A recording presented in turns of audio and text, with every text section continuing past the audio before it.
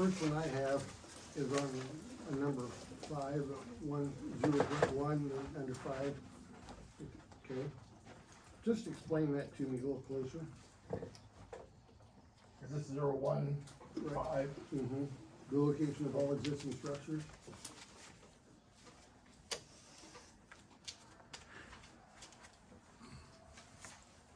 Well, that's within the perimeter of the project area, anything within 300 feet of that needs to be denoted on the plan. Houses, underground, electrical, telephone, overhead wires.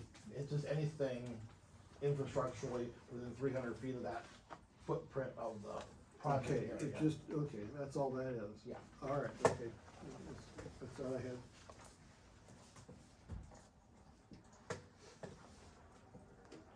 One thing I wanna just comment, I feel like this is being rushed or hurried. This is a very important thing for the county. I think we need to take whatever time it takes, on scheduling. I think that ought to be at our recommendations, and timetables once we go through this and feel comfortable with whatever changes, there might be made to it, so.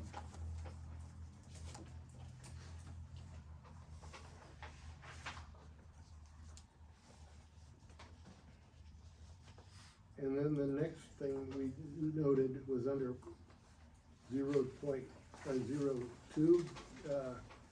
We said that we request the reports would be sent by a certified mail. And in addition to that, we added the Office of State Archaeologist, Henry County Historical Society.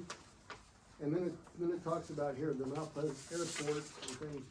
My question is, a number of years ago, this is before you were even planning and zoning, Joe, we had something to come to us from the Washington Airport, wanting to know in their flight zone, any type of thing. Do we need to even look at Washington or even Burlington by any means on that?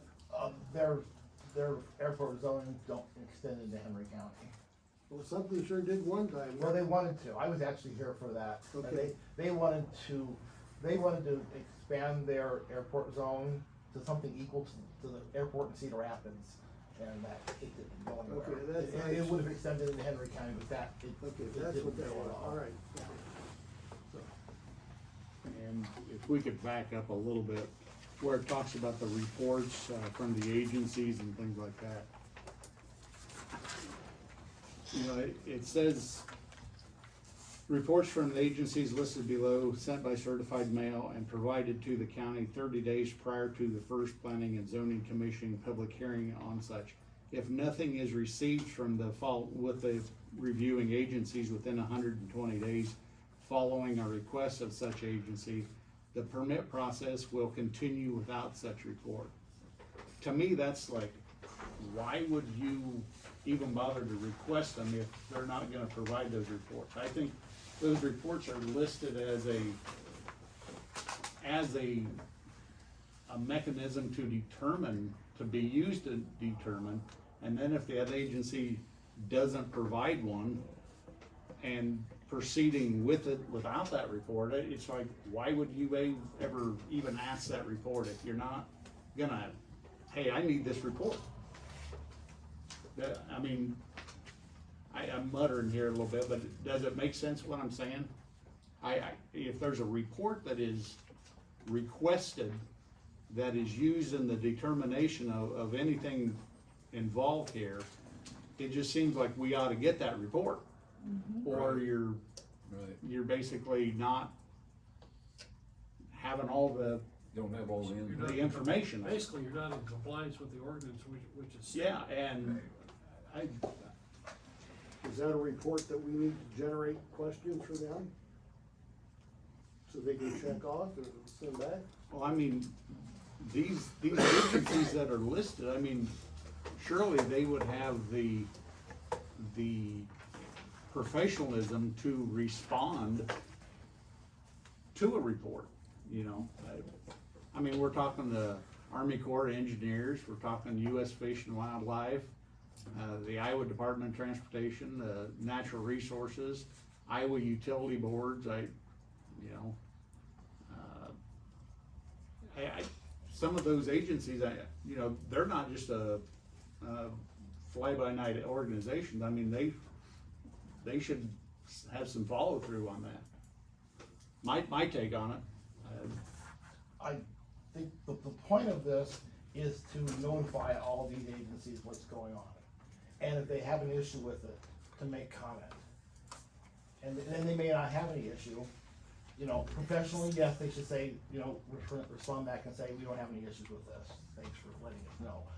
But they may just say, we don't care about this, it doesn't affect us. And If the federal, We're not covering our bases though if we aren't in receipt of a report. if they're not gonna generate a report, I mean, should that, if they don't generate a report, you just end the project because they refuse to respond? Yes. these federal agencies, I mean, they are wholeheartedly in support of the wind energy program. You would think if they don't have an issue with that, here's a report. Right. Maybe we see no problems with that, but a report would be generated. Needs to.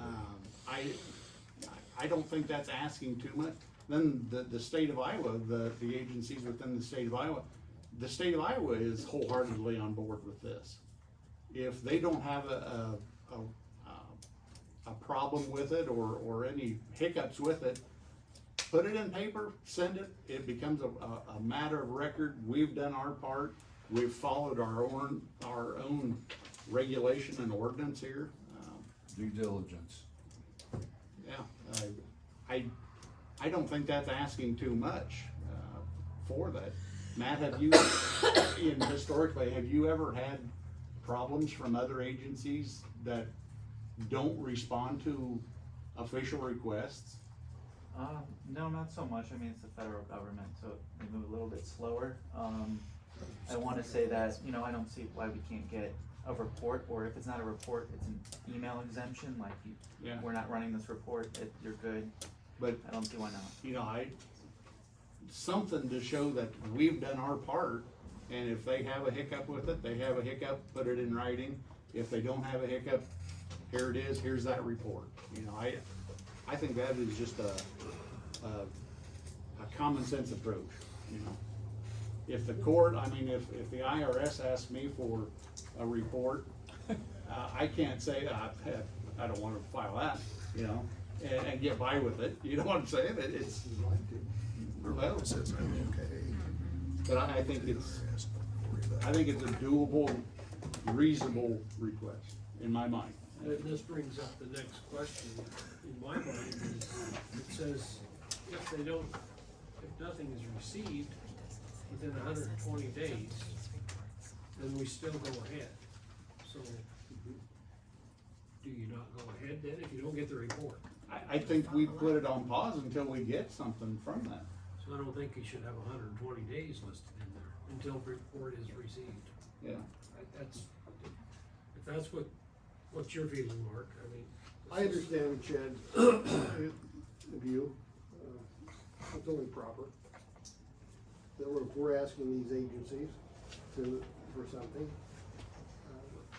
Yeah, So then would you take out, if nothing is received from the reviewing agencies within 120 days following a request to such agency, the permitting process will continue without such reports.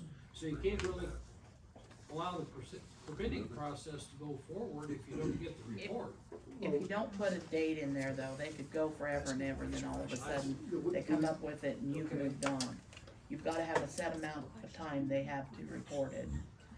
well, you can The also. state put it in even there makes set amount of times. When you ask them that, say, your report hinges whether we proceed onward, so we need your report.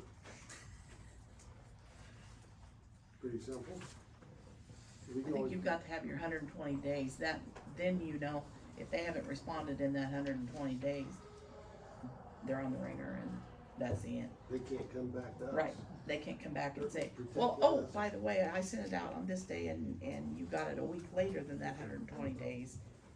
sorry, it's That's past what that. she- The federal government doesn't move real fast, we all know No. that. The other county. But- May I ask a question concerning that? I was just curious because it doesn't say in there what the process is for getting a report. Is it like, is there a standard? I think somebody mentioned it. Is there a standard, like you ask these questions? Can you, That's what I was asking. yeah, can you, I mean, should that be something that's kind of standardized so the same thing goes out to each agency, or? Does that make sense? Cause it doesn't say like when that has to be done, what it's gonna entail, what it's gonna ask. Well, If I may chime in, when you request an agency to run a report or provide us with a permit, you have to fill out their own application, so each agency is gonna have different boxes to check for them, so I think if you standardize it through what you're requiring to reach out to, an agency, you're not gonna capture everything that they need, and kinda, if you see, that's how you. Because most of them, the state's that way, you have, this is what we can do, so you pick and choose what it is that we can print for you to get you, and they've all got their own applications. Secretary of State does when it comes to elections, they have what they can, you choose what you wanna have, and you make the choice on their application. I think for you guys' protection, as far as the supervisors, you need something either way. If they're for it or whether they're against something, you need something in writing that goes on record saying, yeah, we're okay, or no, we're not okay. Because I think somebody that doesn't report, they could have they may not have met the time criteria by time, by days, but I think they still have a opening to bark about something later that could cause problems. I think they must reply one way or another. For instance, I was doing a boundary line adjustment on 2 pieces of property in a different location, not here. And so all of the utilities, the fire, the county, all these different departments had to come back and say, we're good with this, thanks for asking, kind of thing. And then there were some that came back and said, well, we'll okay this, but we have to see this, this, this, and this. So that's what I'm visualizing is what's that process look like in this particular situation. Right. Matt, is there a template request or anything from, let's say, the U.S. Fish and Wildlife Service? Is there, No. if there's a lot of wind turbine farms all over the United States, and U.S. Fish and Wildlife is all over the United States, so there's probably some format that they utilize for that. Is that safe to say, or? Yeah, so we would have to go through the Iowa Fish and Wildlife and go through their process. So, like, I've already done a permit matrix with all the 15 federal permits, probably 8 state permits, and then any permits with Henry County. I think there's maybe 6 or 7. And I have that matrix that I can share, and it kind of details why you need that permit, and then kind of like the permit timeline for each of them. So I think that request is there. We just need that response, make sure that we get that response back. Maybe I oversimplify it, but. Yeah. I get a lot of emails that request things, and they'll stay right on it. If you have no problems with this or whatever, please still respond by saying none or whatever, so they can respond to you one way or another.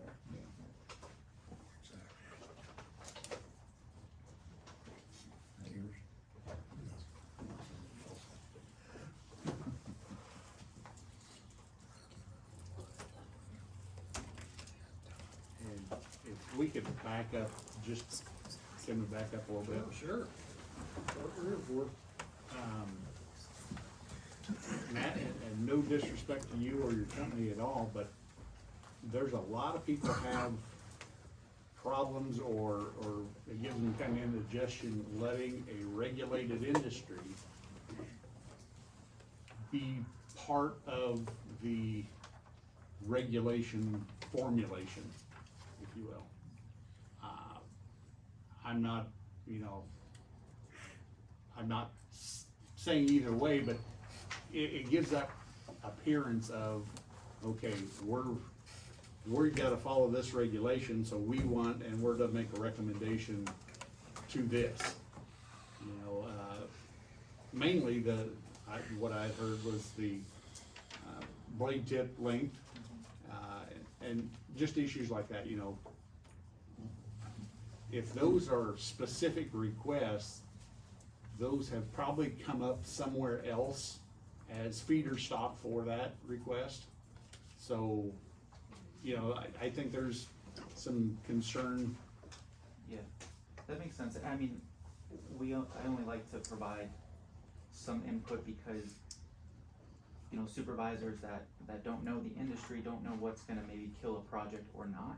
So I can see that if you wanna be more restrictive here and there, like that could be understandable, but like, we're just looking for an ordinance that works well for the county, for its residents, but also for us and the landowners that would like to do with their property rights and do what they wish to. You have counties that kind of try to ban wind by putting too restrictive, and I've had supervisors come to me afterwards saying, oh, we didn't know, like no one told us.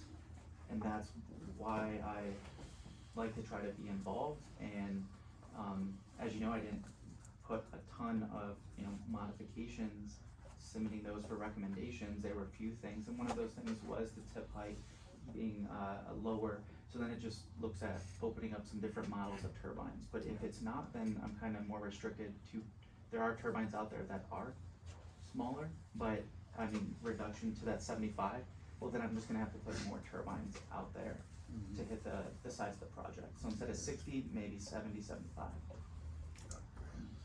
But that was an issue that's been brought up, and I'm not doing my job if I don't share that concern, so.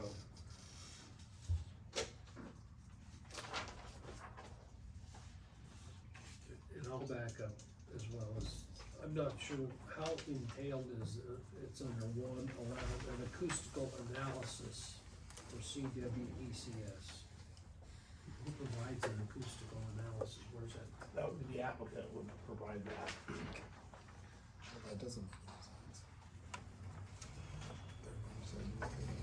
You would provide that? Great, can I comment on that one? Sure, go ahead.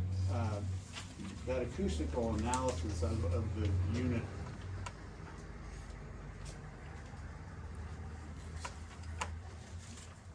That's all it says is acoustic analysis of the seaway.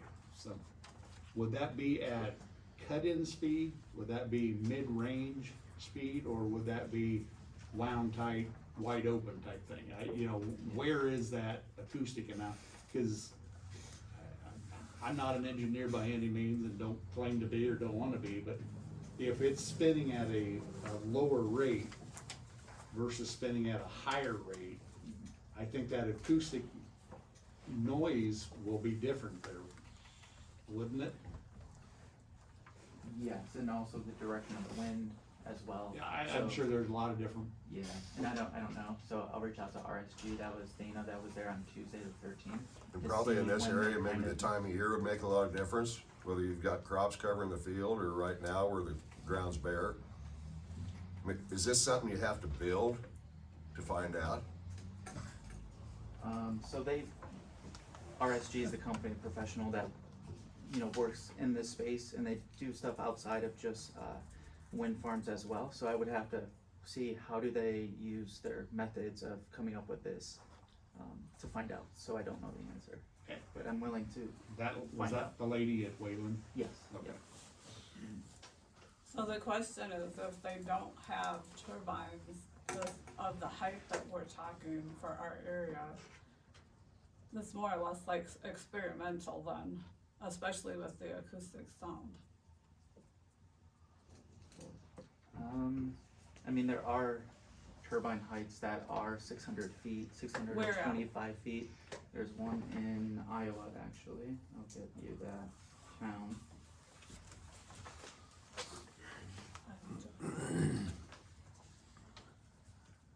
Lead Yard, LEDYARD. They had a project in 2021. I believe it was 625 feet. So is that the only one in Iowa? That's the newest one with the height. And remember, I'm forecasting like a 650 height, saying a project to be built in 2026, 27. Now, with the permitting timelines, you know, I could be set back because I'm waiting for a government agency to get back to me, they're doing their analysis, maybe it's not built till 2028, 2029.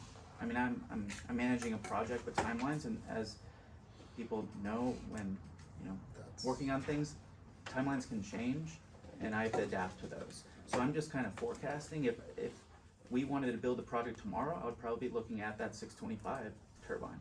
So I'm just looking at what's gonna be in the supply chain, out far enough, trying to do my due diligence. So now it's 625.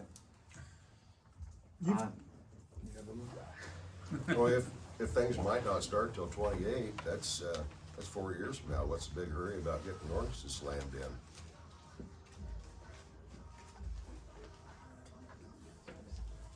Bill, we're trying to do our due diligence on the ordinance right now I to see what, appreciate that.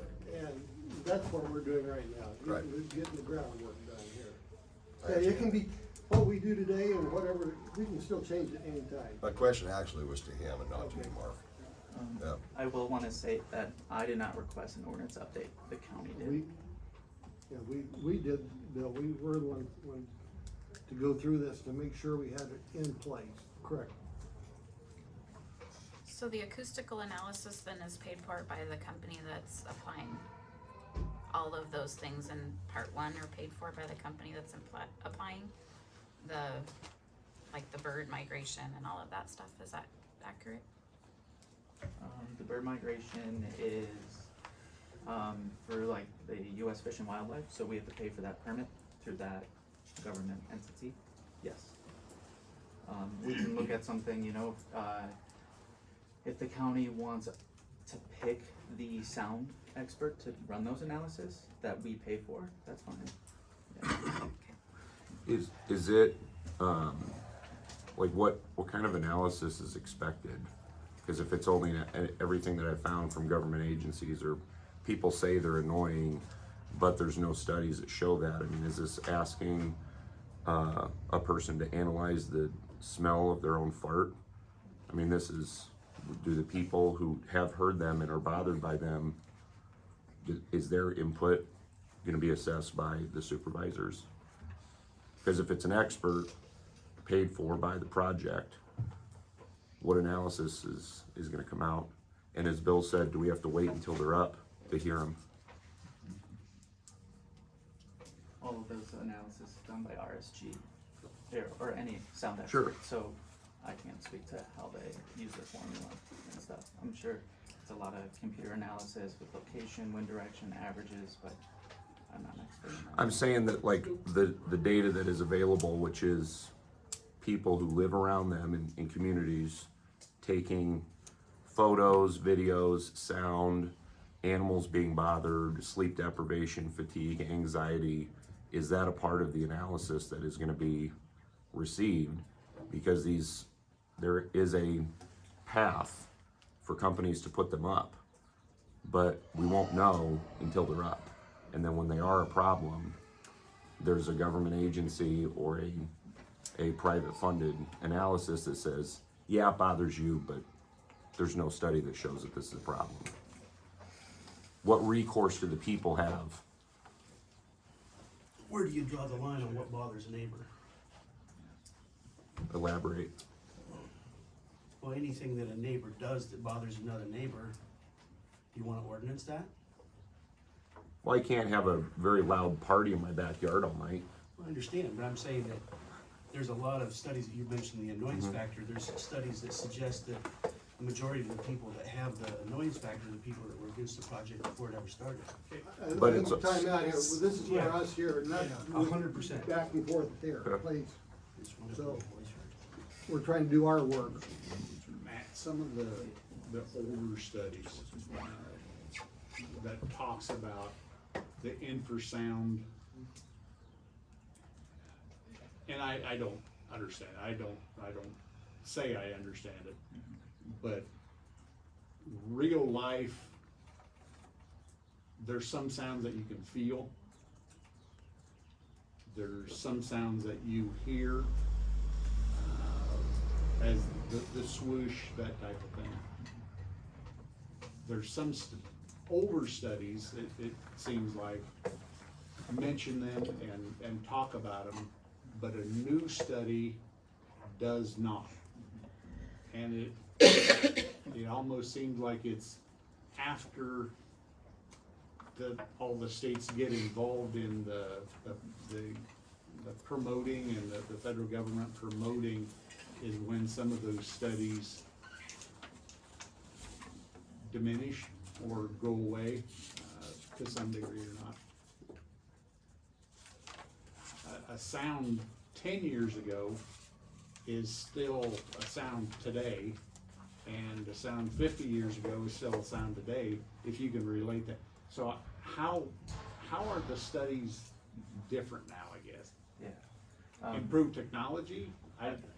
Yeah, I would say a part of that, more efficient, technology and whatever's being used in the generator and systems, but I believe it all comes down to responsible siting, and I feel like maybe years ago, companies out there would just sign land and throw them out there wherever they can fit them, and not taking into consideration of landowners nearby that, maybe a landowner has a child with autistic needs or this or that, where as a developer, I wanna be responsible and I wanna cite them, and I wanna make sure that as minimal as possible, people will be impacted.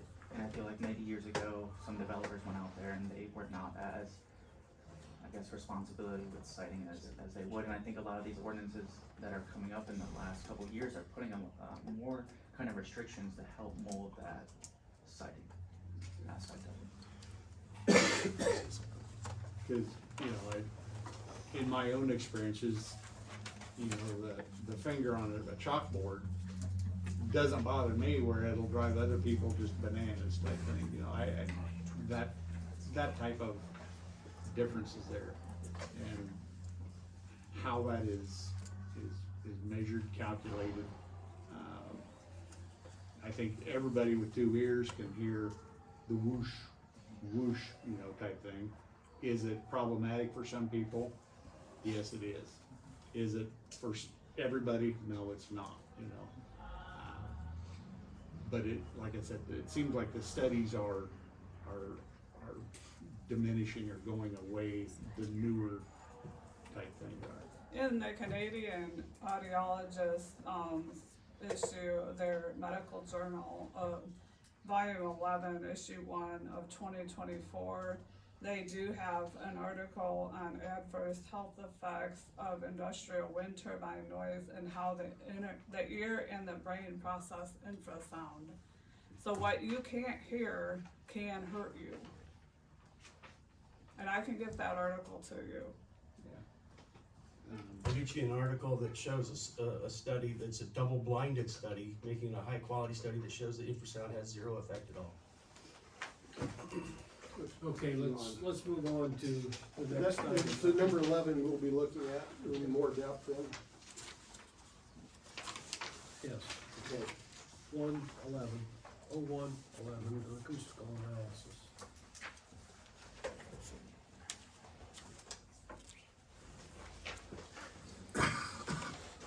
Okay, number 2, as have we answered the question in regard to the request for the documents and the timelines? We leave the timeline at 120 days to go on the process. If they don't respond, if we respond one way or another, okay, they have to respond, Yeah. must respond. So if they don't respond, then that's the question. If they don't respond, I think then- at that point, Then, to be compliant with our regulation, we have to pause that program until that report is obtained, given out. so basically, what I brought up earlier then is the 120 days null and void.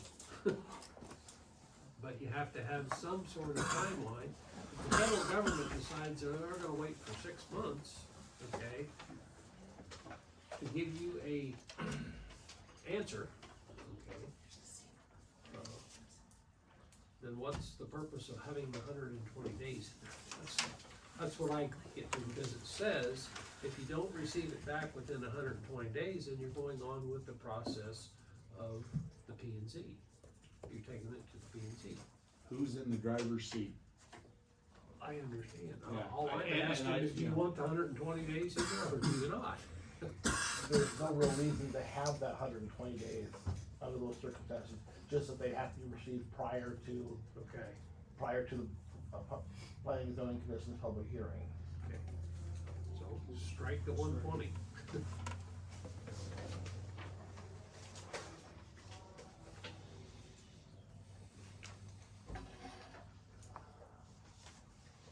Was my recommendation, to strike the 120.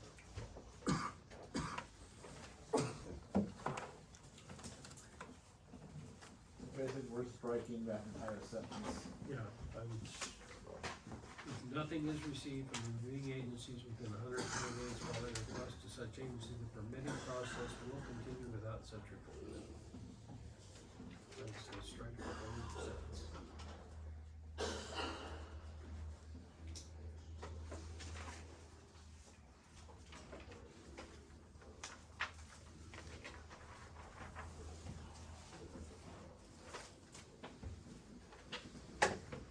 I have a question. Who asked for those reports? That would, The company or the board of supervisors? The applicant would, correct? Yeah, we would apply. Yeah.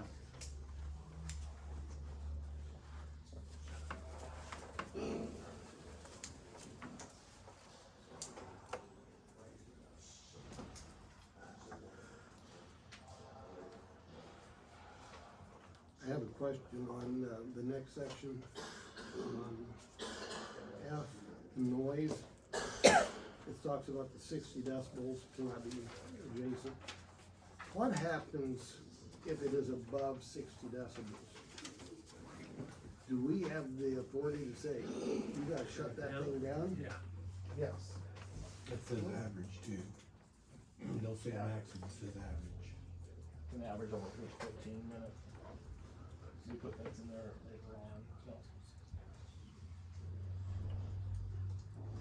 Like it's decommissioned or it can't run, it They- shuts they down for would that have to time do what period. was necessary to reduce it below that level. OSHA requires 85, and you gotta wear earplugs or have earplugs supplied to you if it goes over 85. You know,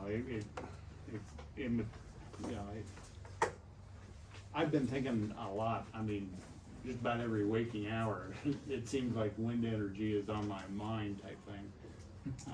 2 days ago, I woke up about 4 o'clock in the morning, went down, was reading emails sent in by people. I won't attest to the accuracy or anything, I downloaded a free decibel meter on my thing, same one I used over in Centerville that day. I was at 31 decibels sitting in my recliner, dark 30 a.m. type thing, you know, it's pretty quiet.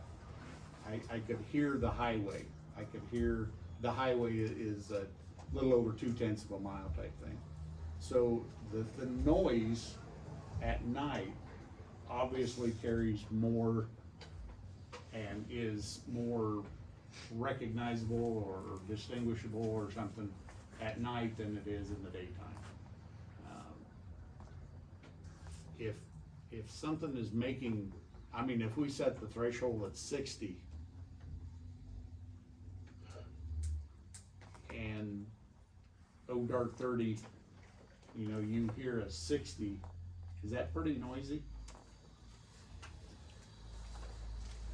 Is it acceptable at What's 59? real life conversation. noises? Conversation is 50, 55, and I think if you change it to 50, would be acceptable. Yeah, when I did some reading, I thought 50 might be a more reasonable number. Over how long? That's somebody talking to you all night in your sleep. I'm not sure why that's in there. Is this considered an average, any time? We've got that in here at a later point, but we're gonna average it over a 15-minute That's period. what I was thinking we could do.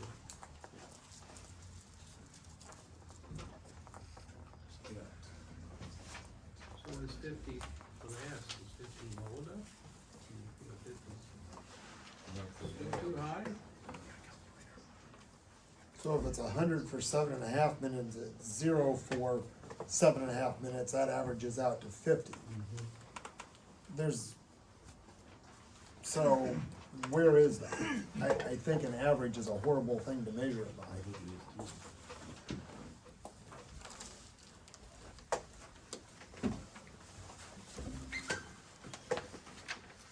That's why we are reading these things and discussing them, so that we can take all this under consideration.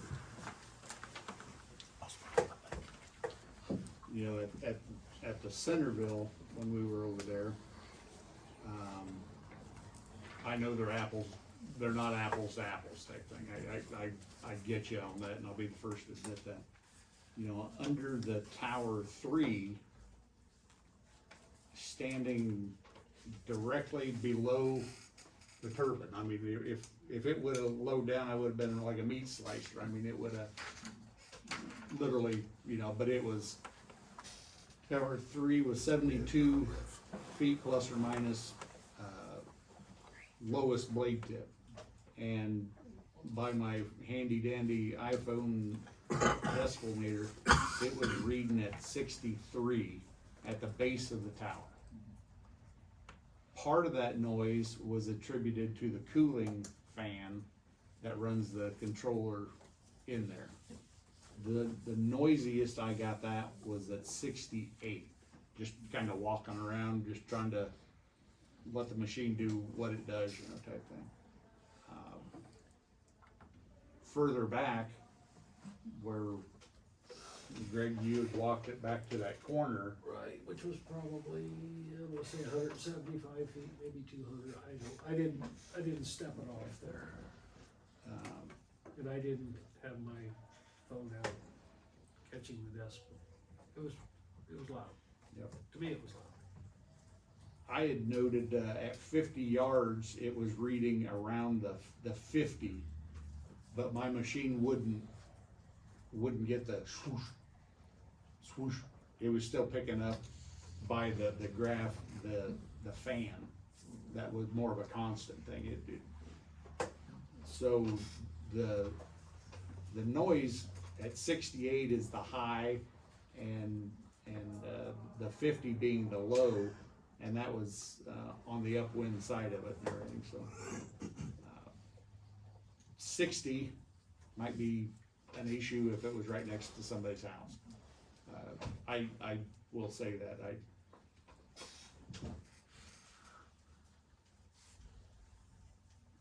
And then Tower 1 was a little quieter, just by ear. It seemed to be quieter, but it had the newer technology blades, The serrated blades. the serrated blades, and they were wingtip 85.3 feet above the ground. So that height and the new, and those were a 204 foot blade length. It is my note anyway here. It was quieter than what the lower blade one was, so.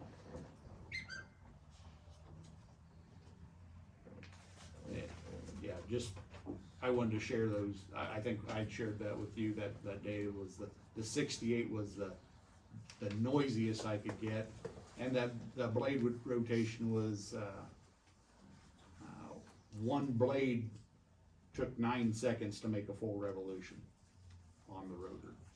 So, figures of wind speed on it, I think it was just right in at cut in, or just slightly above cut in speed. So. I think when we were there, it was, the wind speed was about 4 miles an hour. And the nameplate, I know, said the cut in was 30, so. So, yeah, a comment about the noise I made, so.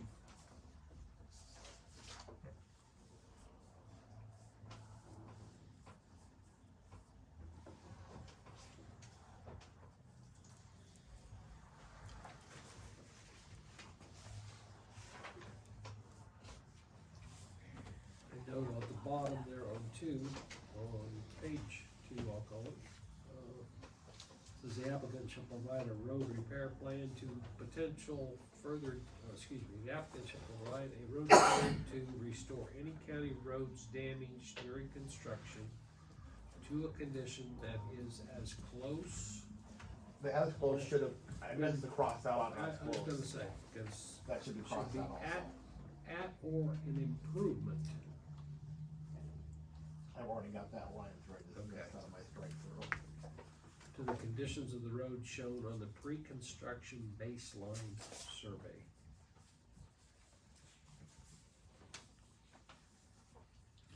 That's something that, if you're open for comment now, that's something I think that we really need to have our engineer look at, in a big way. That's his language, that was his, that change was his. Yeah. But, Yeah. but like anything, the first draft isn't always the final draft. I think he needs to look at that and think it through and then come back with a, cause again, not apples to apples, a total different company. Yesterday, I drove 200 and plus miles up to a wind farm. Walked around it the best I could. I didn't trespass. I was out on public road type thing. And I drove from family farm to resident to non-farmer, that type of thing. One thing that they did talk about was, the common denominator was the roads really got beat up. So I think that's something that we would really wanna talk to Jake about assessing and really fine tuning that. Because our county really shouldn't have to rebuild a ton of roads after a project by any means. If I may comment, the wind farm tour that we have scheduled for anyone's welcome to come to it. It's Monday, the 4th, this upcoming Monday at 8 a.m. to pick up. I got a chartered bus for 56 spots on that, to bring landowners to our Radfords Run project. That's a 300 megawatt project.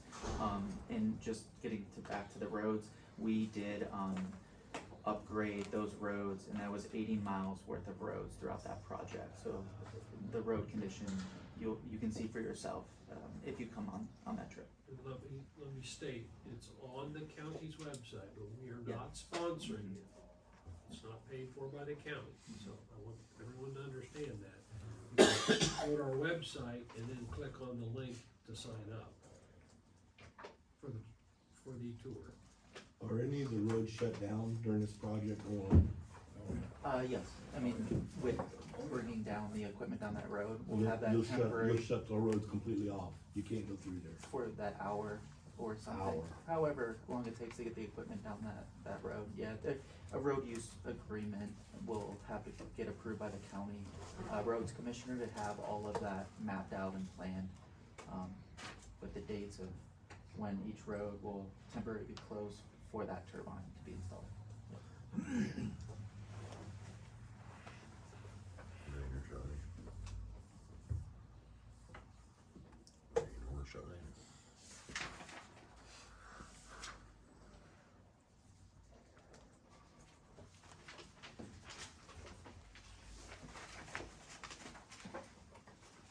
I'm gonna go on to, cause actually the section we've been looking at is under the solar, actually, right? Well, the first part is First part for was in there. both.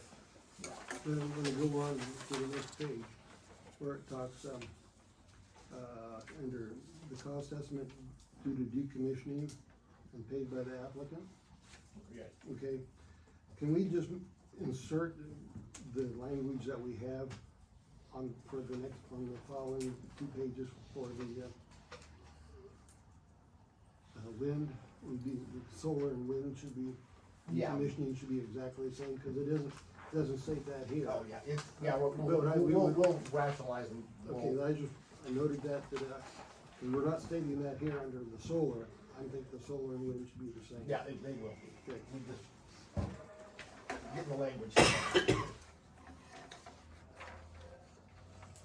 And then, just above that, in the drainage systems, it says the applicant has to repair, and it's gonna be for either way.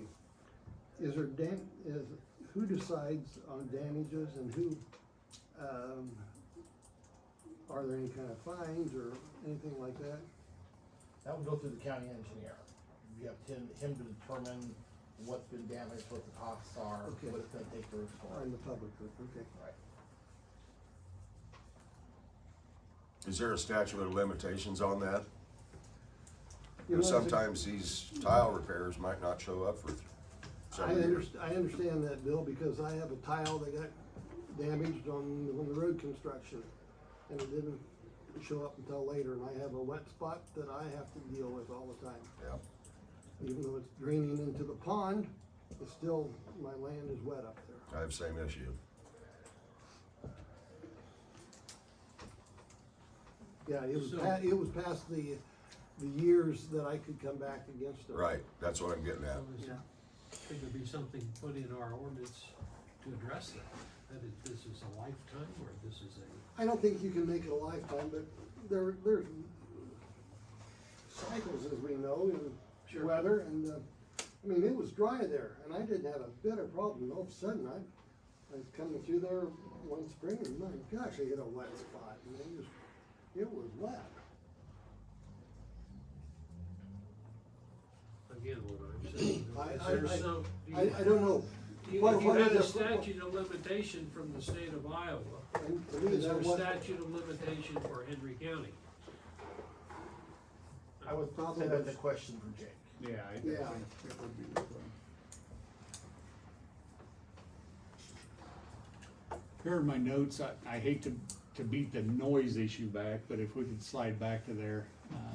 Reading on Joe, and you might know more about it here too, the Senate Study Bill, the 3169, it mentioned 47 decibels as the audible noise created by seaway shall not exceed 47 decibels. That was mentioned in the Senate Study Bill 3169 that come We'll through. be here until at least noon, no problem. No, you can come up and shoot. We're not far from 50, but is that difference? Yeah, it's, we're looking at like buildable areas, so when you have, say, a landowner, we sign 200 acres of their land, but we're looking at buildable area of maybe only 50 acres, going from like that 50 to 47, maybe that 50 buildable acres reduces it down to maybe like 37 or anything, slightly less, but going below 47 is kind of a threshold that would make this move. I know it was just a steady bill, but I wonder how they come up with 47. Yeah, I believe Illinois' state setting bill is at 50 or 55, one of those two, for their statewide setting. Joe, do you have any, I don't know what they came how up that with, come but- about or anything? And, let's see, this. And of course, that would only take into account existing properties present. I mean, if somebody were to build a house after that, that necessarily wouldn't, that would be impossible for the wind company to do anything about it. I get that. Then this noise measurement would not include ambient noise, unrelated to the seaway facilities such as passing engine noises, grain handling facilities, similar situations. Wind energy related noises would be measured at any wind speed that the turbine would be normally and routinely be in operation of. I touched base on that a little bit, kinda lost track, but rather than just at a certain speed, I would think you would wanna know the noise levels throughout the operating range of that,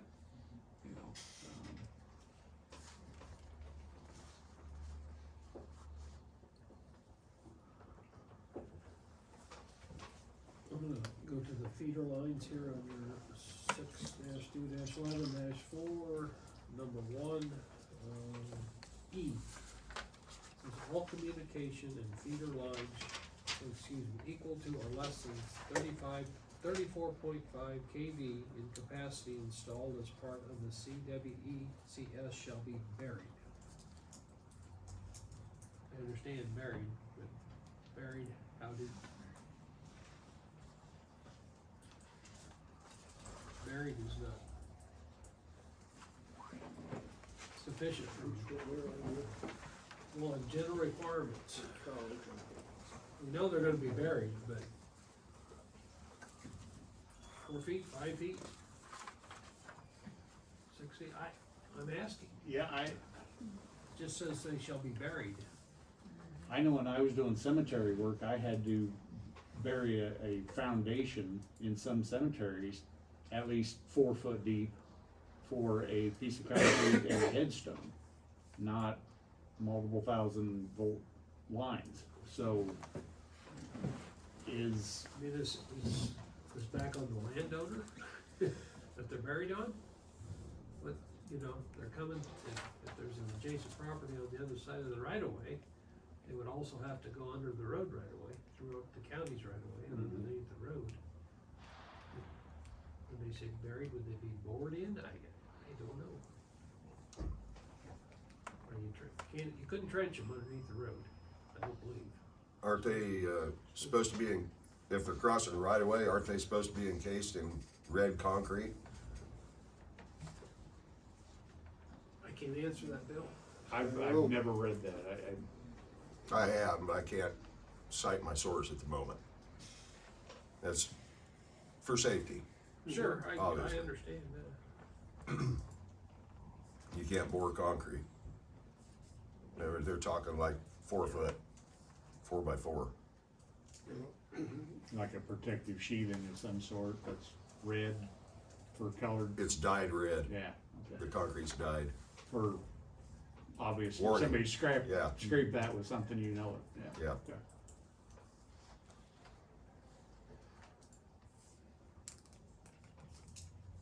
So is that something we're gonna have to ask Jake? I think so. Okay. Yeah. And if it's on the private property, I guess that would be an agreement between RWE and whomever owns the property, how deep they want it buried. I would think if they were farming the ground, How will that affect We the would have next it- owner? excuse me, How will that affect the next owner? If you say I can have it I at get 2 it, feet, I understand. and I buy it, I want it at 10 feet, You know, where does there's things that have been brought up that we don't have control of the county because the landowner makes a decision. That's up to him. He's getting paid to do it. It's his call. So I don't think that we have the right to actually say, hey, you gotta have that unless it affects the public. If it's on private land, that's his call, his or her call. Shouldn't it be standardized for the project though?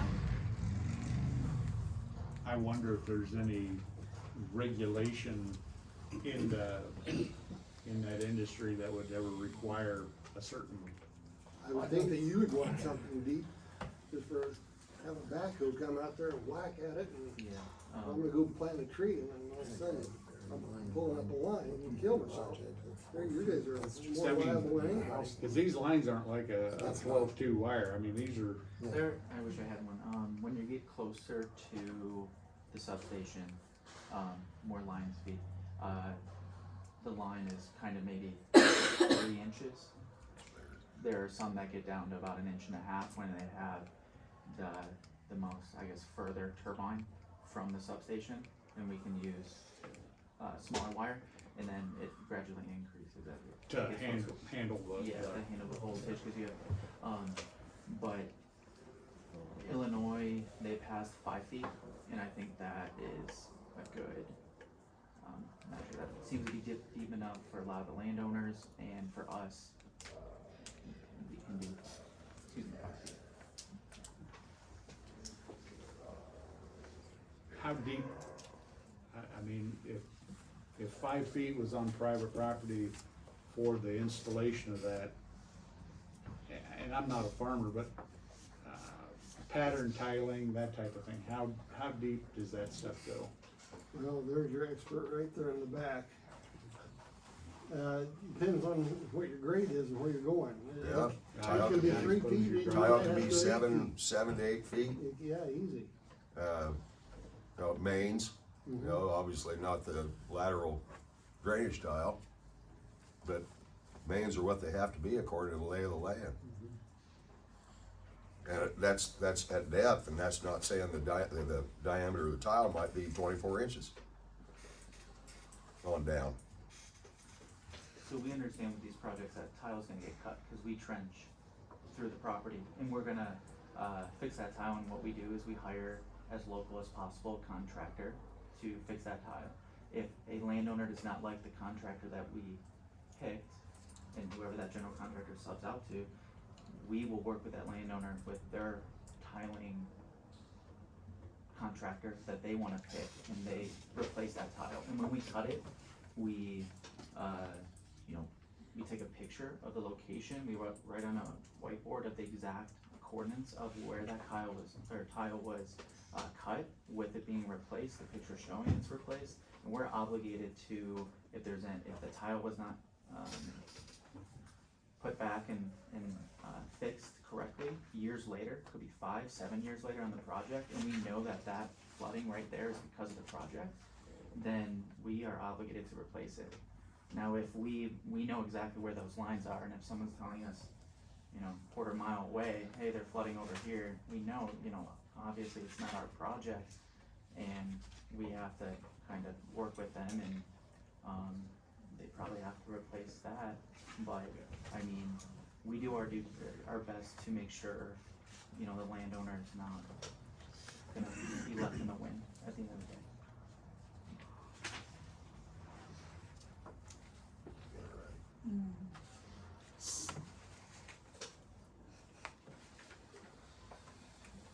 From the time you start, let's say, to erect a turbine, from beginning to end, construction-wise, how long does it take? So for the whole project, this size, roughly 10 to 12 months, give or take on weather conditions throughout the year. Having a turbine, excavating the foundation and all the way to being built, about 2 weeks, 2 to 3 weeks, depending on, people. It's all a process, and people are right behind each other doing the next job. So 2 to 3 weeks for one turbine. You said months and now you're saying weeks, what? I missed something. The months is for the whole project. Okay, Yeah, and then the weeks are just for one turbine. the weeks is what? I don't hear. For one turbine is 2 to 3 weeks. The whole thing is 12 to something Yeah, months. 10 to So- 12 months. Just a few weeks to put a turbine up. Concrete won't even be dry. That's hard to believe. Sitting down under H, signal interference. You've ever seen it bad. For, you decide what signal interference and, We're talking AM, FM radio, landline, cellular, television, reception, Any ham kind of radios, communication. any two-way type communication. what's been the standard on something like that? Someone, okay, I don't have a problem, I don't have a tower, but my neighbor has one. Is this, any public can come back and say, I'm having issues? Yes, they can, and that's where it comes down to responsibly siting the turbines, and I believe one of the agencies, maybe the reviewing one, is the FCC, and you can find out a lot of data through them with all of the frequencies and microwave paths and stuff like that. I've hired a third party to give me the initial locations, but it's just for me looking at, hey, where's best to develop the project? But then I'm ultimately have to go to the FCC, and I'll find out what their findings and make sure I still responsibly cite. So the Which they're FCC is the one who's gonna say that you don't have a problem, even though I do have a problem? I'm just trying to play devil advocate here, Yeah, so, definitely, so, Okay. yeah. So should the FCC, reverting back, should the FCC be, do the people notified? Do some pre-study, I mean, pre-project? Because the FCC is not listed with the Federal Aviation, US Army Corps of Engineers, US Fish and Wildlife, US Bureau of Land Management. They're not listed here. So immediately I thought of the FCC when you start reading that, and somebody has to monitor that. Somebody has to give me a yay or a nay, or how is it being interfered with or not interfered with. We don't have a local authority. Do we have local authorities that don't have any jurisdiction other than the owner of the cell towers, or, you know, the FCC would have control over those cell towers, my assumption would be, maybe not, I don't. Or line of sight for, like Wi-Fi and stuff like that. We have a couple of providers in our county that offer line of sight. So if I end up with the tower between me and my Wi-Fi provider. And Matthew, I'll ask Matthew this question. When you have I'll call it a tentative place for each tower to be, then do you go back to the FCC and say, hey, is this house here, this house over here, this house down here? Are they going to be interfered with by the placement of that tower or turbine? Yeah, that's correct, so I provide them with a layout once I have one, and then also they ask for a project area, greater project area, and they do their diligence looking at the topography, everything else, geographics of the area, and identifying what's a house, what looks like a shed. They have people drive out and actually confirm all of this if they are in question. And a lot of the microwave paths, Wi-Fi paths, you know, those paths aren't like this thin. They're multiple feet wide. And a lot of the studies show with a turbine going through that path, there is no disruption. So that is what I'm looking for the FCC to come back for with their studies indicating as such. I just had a thought, and I never even thought about it until you started talking about this. What about satellite signal for the farmers? Does that ever interfere with them? I would have to double check. I mean, you get the satellite when, you know, some of the combines in the field, and I would have to see if there's some interruption there. I haven't really seen. Something I was just thinking about, cause this farmer still has the guidance system by his eye,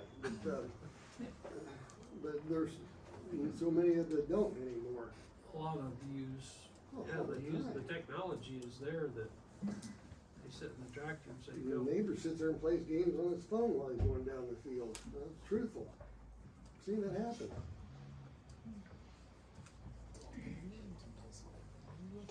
No, it just wouldn't set well if somebody listened to the local radio, and I'm an AM fan. I listen to WHO and all the radios, that type thing. If something wouldn't come in because of that'd be frustrating. And I think you bit that. How about emergency communications? Yeah. We have a fire. We're dispatched fire chief here. out of Mount Pleasant, and so we have to, I mean, Sure. that's kinda, and I don't know the answer to it either, but the weather conditions and a lot of things have an effect on what comes through or what doesn't. We have a repeater, sometimes it'll hit that, sometimes it doesn't. And all of that's way above my pay grade, but I think that's something we wanna be pretty sure of before. I don't recall when we built the new law enforcement center, when it was put up, wasn't there discussion with Rich about the reception of those towers? I think I wanna say we put in the best possible system we could put in. Sure. We could reach Right, out to right. all the other, It works entities most in of the time, county. but we don't have anything in between Sure. right now, and I don't, you know, maybe just food for thought.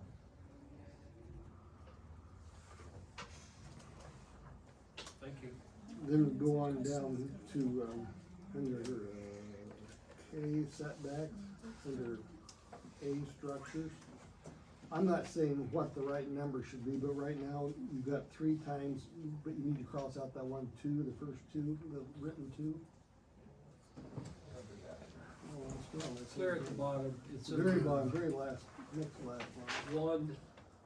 1A, You want 1A. 1A, structures, clear at the Structures. bottom of the page, Joe. Page 3. The 3rd page. When we're talking, We were just talking about feeder lines, it's below that, Okay. clear at the bottom. You're not on the right page yet, Joe. I put my pages over here. Oh, I put my Yep. pages. Yeah, yeah, flip, next, very bottom. Oh, right, okay. Look, okay, right there, it says, words printed out 2, instead of, should be 3. He put Okay, 3 in yeah. parentheses. Read the but thing. yeah, I it just should make be. sure we got it done correctly, so there isn't anything.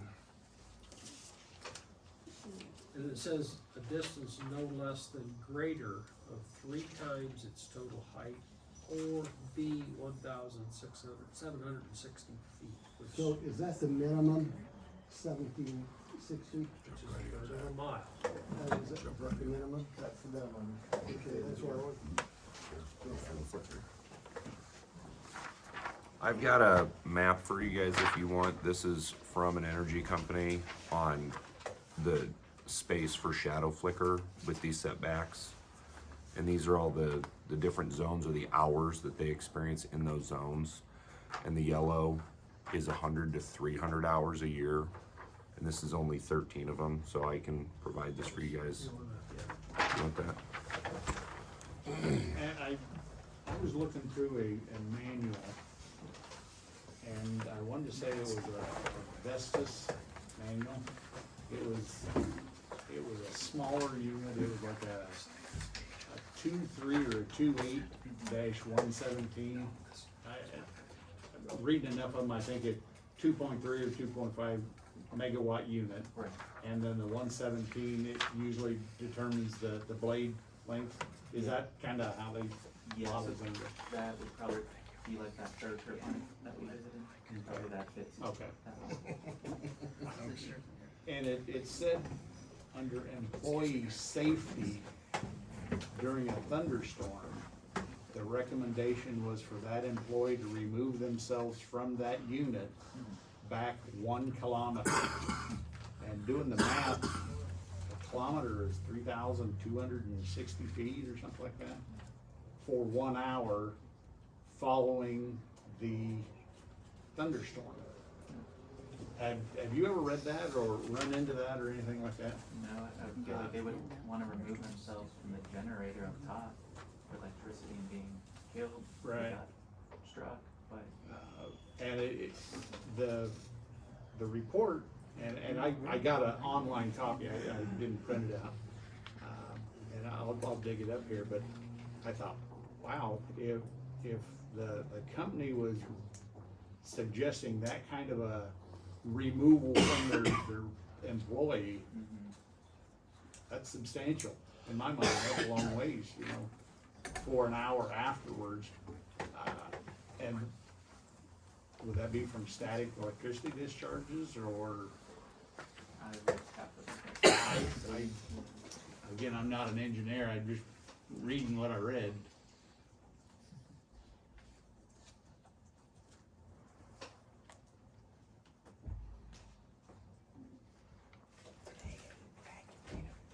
Then, if we, I'll take a turn here, I guess, lighting, all efforts, to use the least amount of lighting. Yesterday,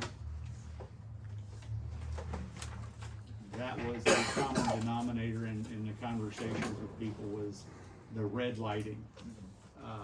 That particular farm evidently didn't have the ADL. yeah, the ADS, the aircraft actuator type of thing.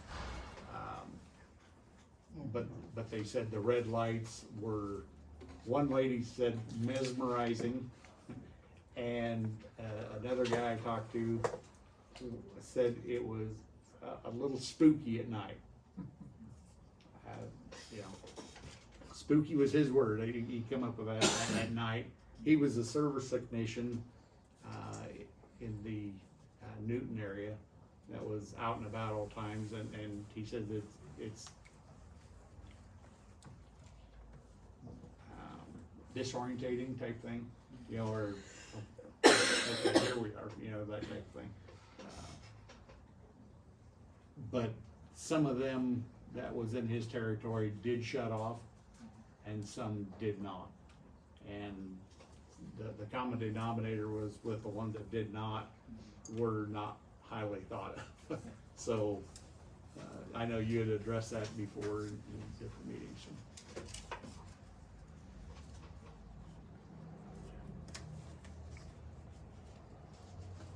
On that map, I guess just, this has got, this is from the same place that did that. Shadow flicker has been proven to occur only within 10 rotor diameters of a turbine position. So whatever height, I mean, again, these setbacks are, I don't know where to insert my comments there. Question on a tractor, if you hit a power line, like that energizes the ground, correct? Right? And it says it in my tractor, if your loader hits a power line, like there's a distance from the tractor that's grounding that, so I guess I'm saying like the lightning strikes with the 2 kilometers, you've got buried high voltage affecting an area. It's not just that operator, it's the people within that 2 kilometers that are also in danger. And animals. And animals. What's the relationship with like life flight with these going up in an area that big? That was on my thing too, like on an emergency type of shutdown. The common thing is within a 2-minute window, the units can be halted to a dead part. 2 minutes is a long time at an emergency scene, and a copter coming in and, you know, landing and that type of thing. There's a lot of things going with that.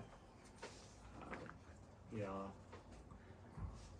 We hope to never have to use the air carrier around one, period, but if there was a roadway by it, a roadway accident or anything like that, it just seems like there's a lot of moving parts in the way of people communicating with one another at dark 30 to get somebody in Dallas or somebody in local, you know, to be able to, whoa, hit stop, you know, type thing, when that time is critical. And I would hope that through our discussions with the director or whoever's position with EMS, there's a plan in place, so we know that that helicopter, as soon as it's taking off, coming to scene, it's probably gonna take more than 2 minutes to shut it down. Hopefully, we can get, you know, in the process that's laid out, the right person to shut that down, no matter if it's in Austin, if it's here locally, and we can shut that down in 2 minutes before that helicopter were to arrive to that rural area that's needed. Yeah, you know, I'm sure the helicopter has the ability to activate the light systems and things like that on it, obviously. But to come in and land in close proximity to it, yeah, I know the pilots are professionals, they can probably set it down in your back pocket, but there's just that concern of a timely shutdown.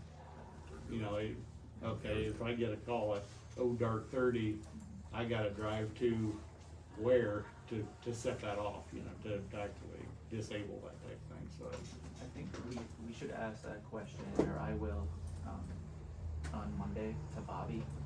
Bobby has been there for Bradford's when it went through construction and obviously operations, so anything construction or operations, he's an expert to answer that for you.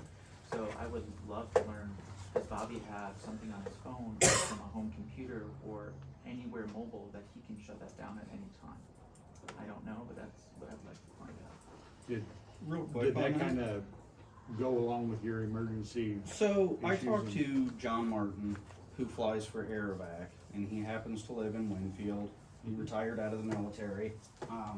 And just in conversation, having shown him the map that everybody knows has been circulating, his assessment was there wasn't really anywhere in Winfield or around it that he was gonna be able to get to.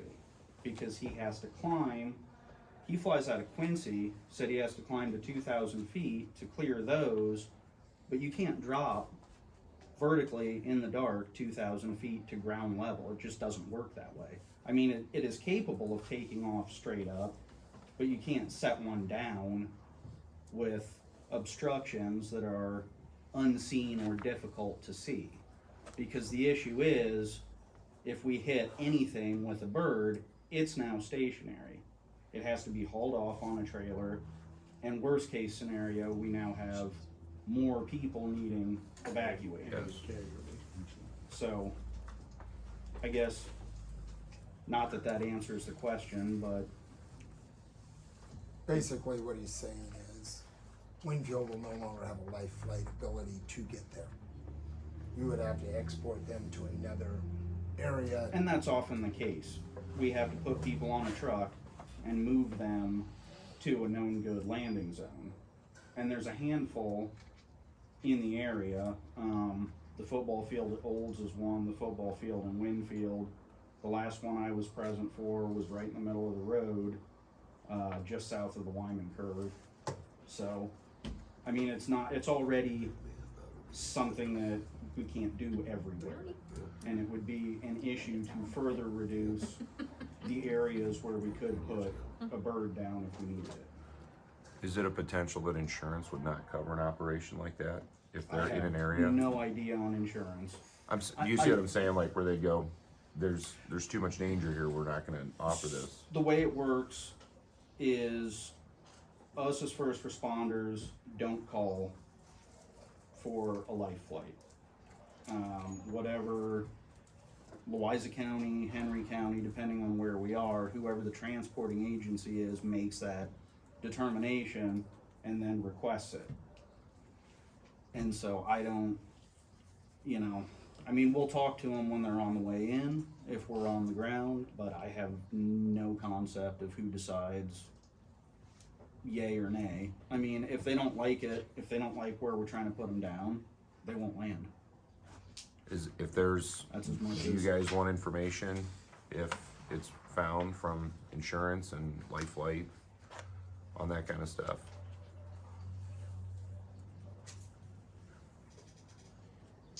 I know John Martin.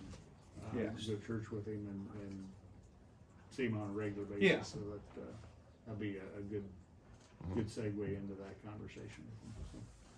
I just wanna point out that, like, I understand you're saying Winfield on that west side, that is, everyone can see the map that is signed, it doesn't mean that there's gonna be turbines on that property or not. Oh, it's still a development process that I'm going through, and the layout has not been determined yet. sure. So maybe there's one turbine in the southwest corner, or maybe none at all, or maybe there's three, so we never know Right. what it's gonna be. And that's now. why I pointed out, based on the map that has been in common circulation, not that, I mean, I have no idea where anything's gonna end up or not, but based on the information that has been passed around, that was his assessment, which is not mine, cause I don't fly helicopters, so. All right, we're gonna continue on with review here. I guess I would do some notes on the next page, Joe, regards to the noise again, audible noise due to CWES, it's, number 1, on the following page. Yeah, I got that. So you change that out Yep. to 50. Again, over the 15-minute period, we measured at least 25 feet from the wall, an outer wall, outside wall of any dwelling. I think that's. Excuse me if I'm wrong, but who's gonna enforce this? Well, It would have to be complaint driven, correct? It's gonna come down to the county enforcing that. I know, but that's my point. So if you get a resident, the turbine's put up, and that turbine setback is 1750 or further away, and then you get a complaint from a resident or the church or the school, what happens to the turbine? You have to shut it down? I mean, You know, you shut the turbine down, then is it ever operable? So I believe there's language in there saying that we have to reduce it by maybe 5 decibels. It does say 5 decibels, so. That would mean we would have to adjust like the cut-in speed, so then that turbine would cut in only at a certain miles per hour in wind direction, so it's all modeled, so then we meet whatever threshold of dBAs that we would need to be from that location. Okay. So pre-planning to me would be, you should, I don't wanna put words in anybody's mouth, but shouldn't you know if it's that far back, how many decibels it's going to create with wind, 25 feet from the school or the, I mean, I would say that's should it be farther out. I guess it'd be predetermined to me, where you put the turbine, you would know that it was not gonna create greater than 50, 25 feet from that school or that building or that hospital, Yeah. church, public library, or existing, any dwelling, it says.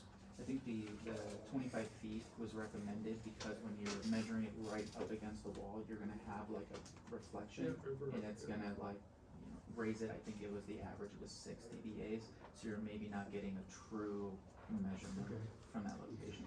I'm guessing in most of these situations, if it's going above that, there's probably a mechanical defect of some sort, something's gone wrong, a bearing maybe is causing a line, or, something that, I'm gonna notify them, I'm assuming there's somebody on the site, they're gonna know it before I do.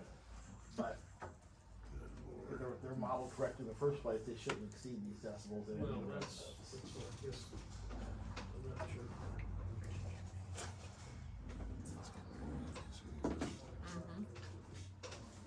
So you would reduce that then from 60 to 50, and then it'd be reduced by another 5? Because it says 60 here, and we changed it to 50 previously. Did we? Back up in the other place. Right. So you carry that to make it 50 versus 60, which is what's currently here. You know, and there's some concerns that, if you have an acreage, not just the house, but, maybe you got a gazebo out on the north corner of your property, or a deck, or, whatever. All your property. Does that noise still affect you on your property in your yard? Or where do you divide that out? So, would it be from your yard property edge? I get the reflective off the building, and I can understand that. But, if I have 100 yards yard and a pond over there with a, Picnic table. what do I say, a little Gazebo. cabin or something there, that is where that's coming from, Is that a livestock building or not? Is livestock building involved in that, or are they just people? Well, I don't know that. Chad, what do you mean you understand the right by the house thing? The 25, the reflective sound, the bounce off sound, I can understand that, but should that measurement be maybe at the edge of the property versus that 25? But that means you sitting against your house, it's just gonna be louder, so what do you mean you understand that it's gonna be I louder? understand that there would be some reflective sound off that. I'm saying. For the measuring For the equipment? measurement type thing. I'm wondering if that was at the edge of your property, if that measurement at the edge of the property would take into account everybody's hearing and everything versus that 25 foot away from the house. Because See I what I'm have a saying? recreation area out on the edge of my property by the pond. I have a gazebo and picnic area, so the sound's gonna be much louder if you're out there, right? So you may Yeah. not have the opportunity to enjoy it as much. I guess I'm just observing that literally right next to your house is the loudest. So is it where it's being, back to Greg's point, how is it enforced? Where is it measured? Who says to shut it off? When and how? Because it sounds like it'd be the quietest, 25 feet, how it's written. You can't be right outside your house, but that's where we live. You understand my question? I'm saying maybe the major point, if that was at your property line, let's say this is the house, and I got 100 yards, and I got a pond and a cabin over here. Right? Should the measurement be down at that area there and not at the house? It's, Yes. it says dwelling, so I don't, you know, Well, and like he said, it's what about livestock buildings? correct. That's a dwelling. It doesn't, this part of the, ordinance does not address agricultural buildings. It says any dwelling. It's an animal dwelling. Any- Hospital, church, Yeah, but dwellings- library existing. Dwellings when looked at by an assessor or anything like that are considered houses. Residential for people. It should say, I could see your point, that you should include, because I mean, Agricultural structures? Yeah. Yes. or structures, period. Are you gonna include everything then? What's that? I'm sorry. I'm just curious then, I mean, are we gonna include everything that makes noise in the county that goes onto other people's property, like grain bin dryers? They are on all Tractors? the time. They're on 24/7. I get it, but they do make noise, right? They do, Oh, but okay. it's for a short period of time. It's going back into our community. It's part of agriculture. I understand, I understand all that. But they do still make noise and they do still go across property lines, so I'm just, I'm not against them. Like, I mean, people need to do that, they need to make their money how they need to make their money, right? That's their right. However, I mean, where are you gonna draw the line with things that make noise or things that smell or things that, whatever, that cross property lines? I think we have to zero in, narrow down. This is the ordinance in regards to solar and wind. Absolutely. So that's, we keep, I don't believe we can make a countywide ordinance to stop any noise. That's impossible. But Well, if you get, exactly, so- if you get on a farm, What we are relating to is basically, we need to keep it here.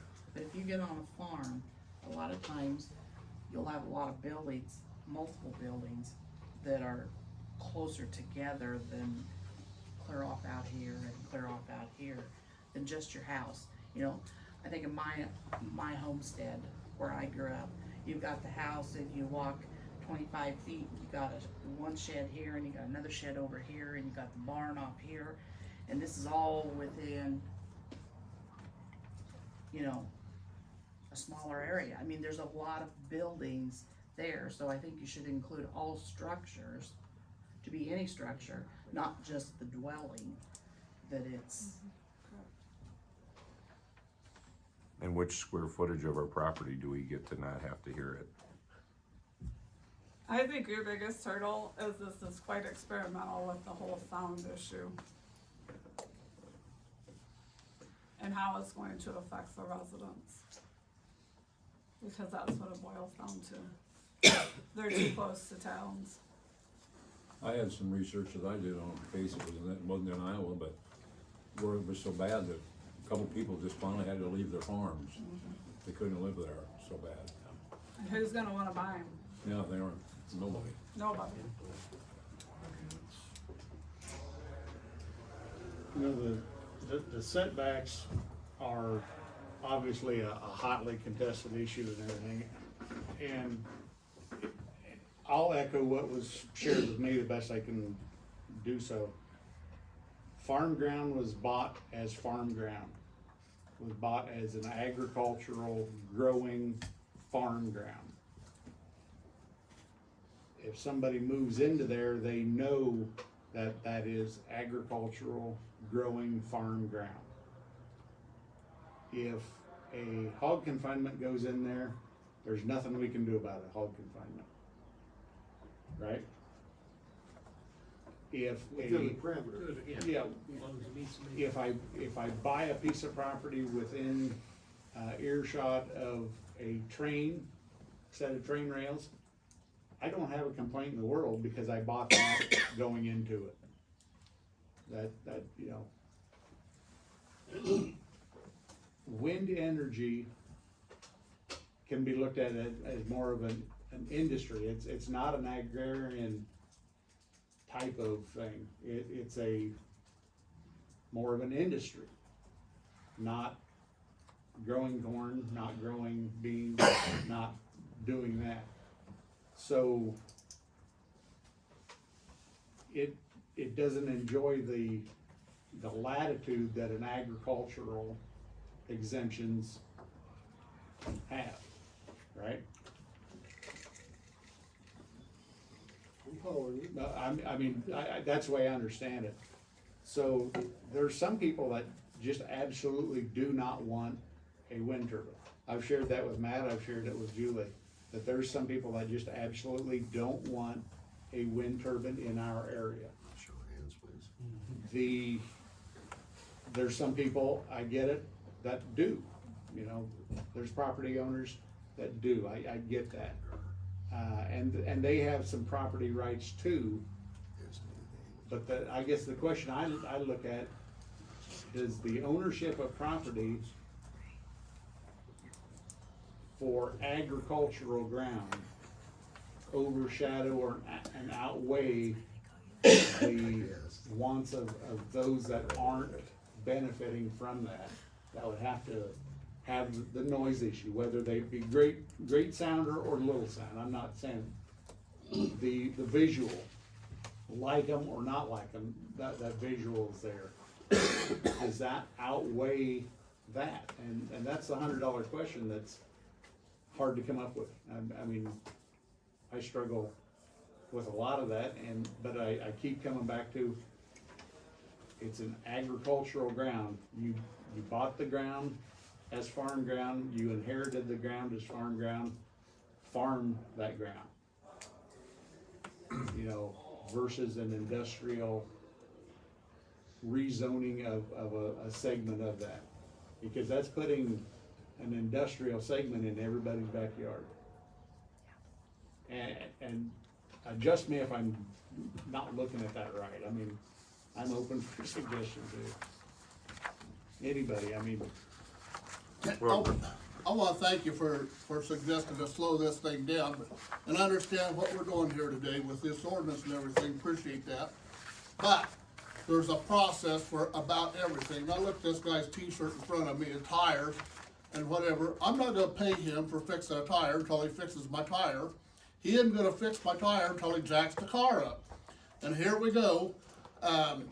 We don't have an ordinance, we don't have an application, but yet these guys ran around handing out money. People didn't read the contract, they didn't talk to their neighbors. Something smells fishy. That's all I got. Chad, to your point, the U.S. Department of Energy has concluded that generating 20% of electricity, which is likely the highest we could go see, with land-based wind installations would demand at least 20,000 square miles, or the size of Maryland there. Wind turbines take up where is it at? 700 times more land than fracking. So the amount of space to get the same amount of energy, to your point, it's industry across the entire county. Instead of, it's not a plant, it's not doing a thing, it's not underground, it's not unseen. We're all voicing it because it's taking up so much space. And yes, you do have a right to use your land. Matt, your estimation, your figures, how much is taken out of actual crop production? And I think everybody would agree that there's diminished capacity on more, but what is actually taken out of production? With the substation, laydown yard, ops building, and the 60 turbines, you're probably close to 60 to 70 acres. For this total farm? 60 to 70. 60 to 70. 60? Above ground, and that's, I mean, yes, that's with the access road and the turbines. And that goes to the thought of, you know, in Canaan Township and everything like that, across there, some of the most productive ground in the United States. In the world. In the world. Yeah, I got a friend that lives up in northwest Iowa, he argues that all the time. It is. But, yeah, he says it is up there too, so, yeah, Well, it's it says always so on the been known that. nameplate, on the Mountain Blacktop, it says so on the nameplate, so you gotta believe the nameplate. The sign is Right there. at our and south has been fence line. If you look up like, you know, you take the area of a coal plant per se, it's 40 to 60 acres too. It's all in one location. So we're not taking up much ag land as they do as well. It's just that our spacing needs to cover thousands of acres, the space between the turbines. In a direct answer to your question, I'll keep it really fast. I have an auto shop. I got a parking lot. If I wanted to turn that parking lot, which I purchased to make money on, into a junkyard, would my neighbors have reasonable complaint about that? Diminished property value, they don't wanna see it, they don't want the mess. I think this is a more reasonable comparison in that it's my ground, I should be able to do with it what I want. I'm a firm believer in property rights, but the issue is we don't live alone. And so if you have neighbors, you take that into consideration in making choices with your property or what is allowed.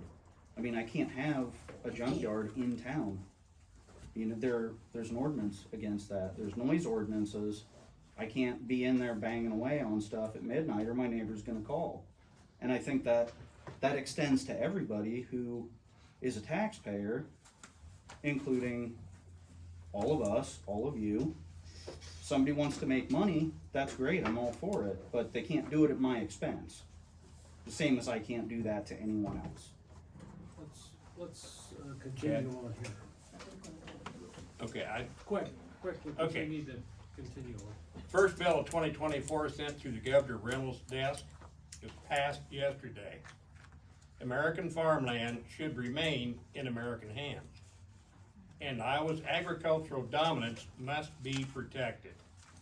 Other states are looking at Iowa as a role model, but foreign adversaries are adapting, and our laws must too. I am proud that the first bill sent to my desk this legislative session had bipartisan support to protect our most valuable resource, our land. Iowans across 99 counties have expressed the need for tougher foreign ownership laws that strengthen enforcement, increase reporting, enhance transparency. Okay, That was passed yesterday. thank you. Let's get down to discontinuation and decommissioning. Mark, are you there? Yep.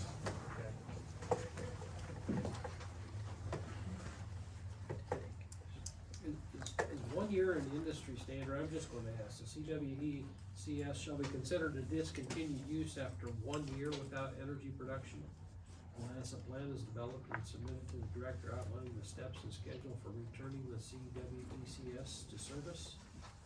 The CWECS owner representative shall provide the county with a notice of abandonment as soon as practical and a decision to discontinue, so. What's that saying, you can sit there for a year, do nothing, and then we finally take action? Is a year, is that an industry standard, I'm asking? Everything I read, that's pretty common throughout the ordinances, it's a year.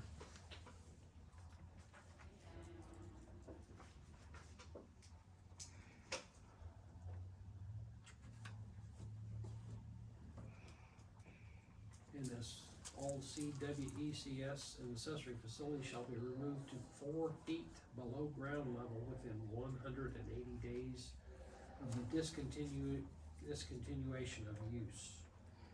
Each CWECS shall have a decommissioning plan outlining the anticipated means and cost of removing CWECS at the end of the serviceable life or upon becoming a discontinued use.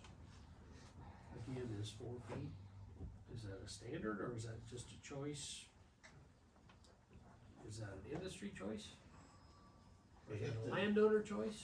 It's typical, I mean, yeah, through the ordinances, I mean, there's some variation, but 4 feet is pretty standard. So you come up with this, I mean, Matt, was that a recommendation from your company or anything of that nature? I don't think that, this has been here for, what, 12 years that we've had the ordinance. Yes. I look at it this way also, we have to have basic guidelines. Now, if the farmer, if he signed the contract and he said, hey, I want this down to 60, he should have done it. We can't regulate what the farmer What's didn't on the do. private property. What's on the private property, exactly. Because it doesn't affect the public. Could very well affect his sale price at a later That's date, it. but that's his his. pri- That's He his. made that decision, he or Or she her, made that yeah. decision.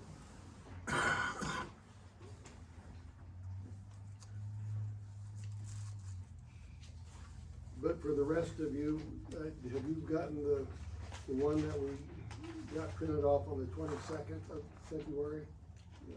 The It's- changes? We had some changes. Changes at all? It's not posted But on we, the website. but we can make this available to you, this is what we're going off of.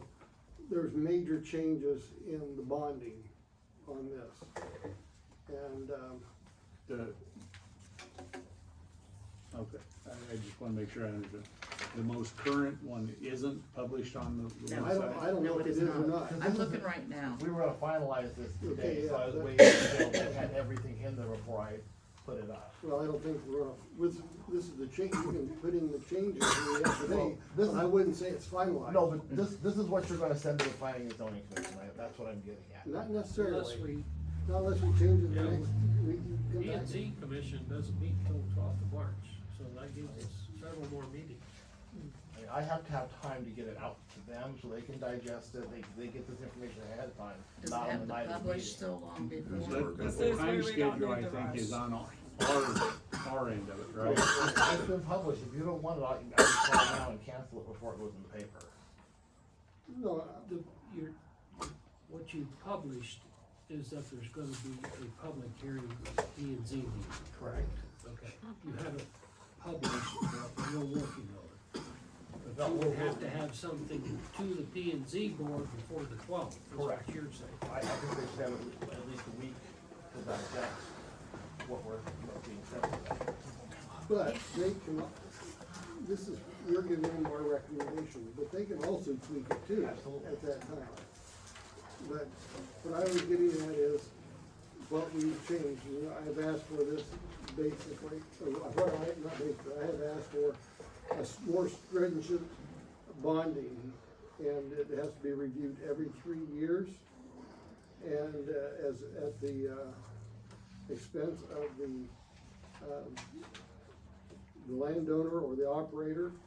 And so what it amounts to is, once something would be decommissioned, there is no way that the county is gonna get stuck on ever having any cost to restore that land.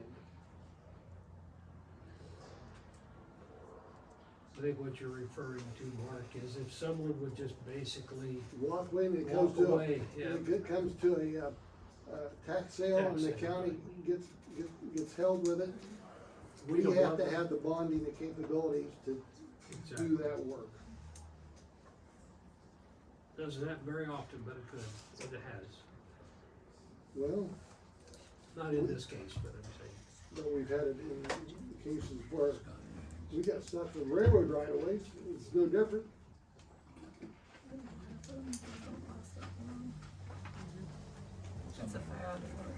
And there are wind turbine operations that are abandoned because it's too costly to decommission them. That is known.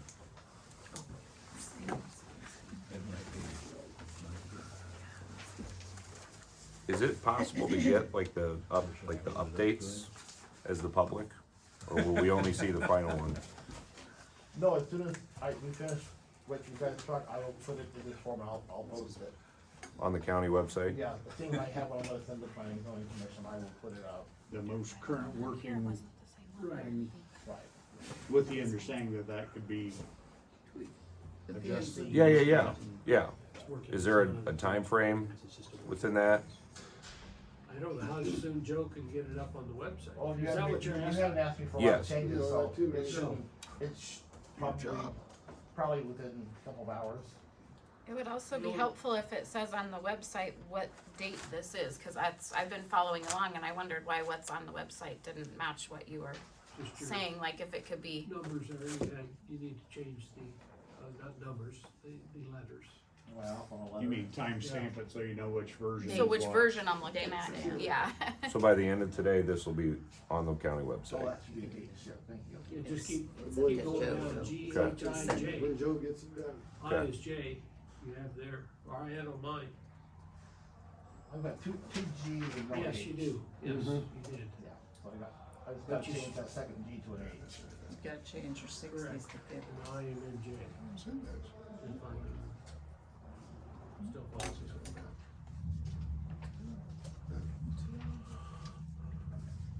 And we haven't talked about setbacks. We haven't really talked about setbacks. Nope. To the point either, so.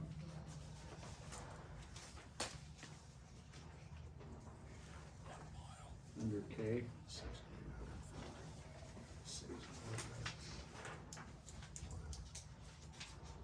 Go back on. Where are you going to? Well, Okay, I got it. under K, All it says is setback, setbacks. and then it goes with one, and then A, Right. and B.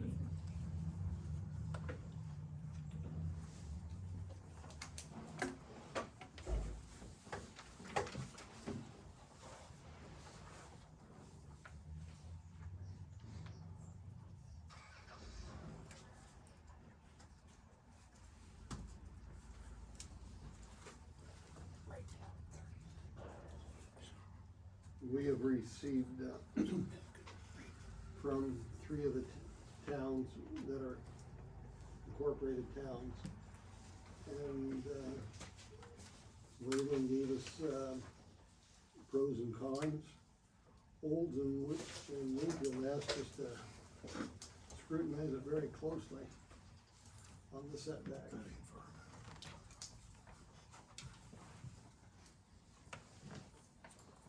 So when you speak of setbacks, are you talking about incorporated as well as unincorporated Well, areas?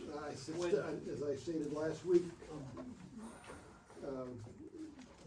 Trenton and Swedesburg and Mount Union are no different to me than Winfield, Olds and Wayland. And the setbacks to Wayland and Winfield are Well, of less, course, from the it's- structure, it says 1,760 Yeah, that's what- feet, so Yeah, it'd be basically a third of a mile from city limits if there's a structure sitting at the city limits. So what's your input on my ask? That's too close for you or too far for you, or, I mean, it couldn't be too far. I mean, it couldn't be too close, is what I'm saying. Couldn't be closer than 1,760 feet. Correct. Okay. So do you have something to add? I was gonna share what Olds had emailed here when I can find it.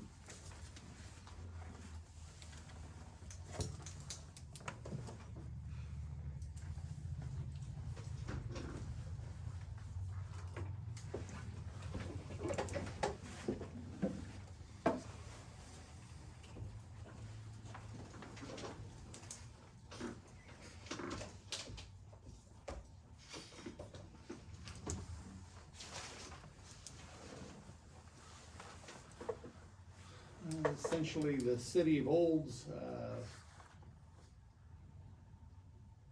would like to see a minimum 2-mile setback from the city limits for wind turbines in any ordinance amendments.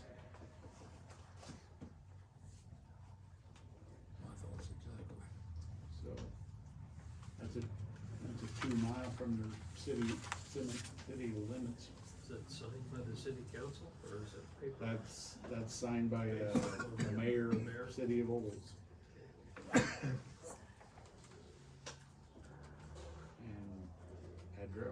dated February 26, 2024.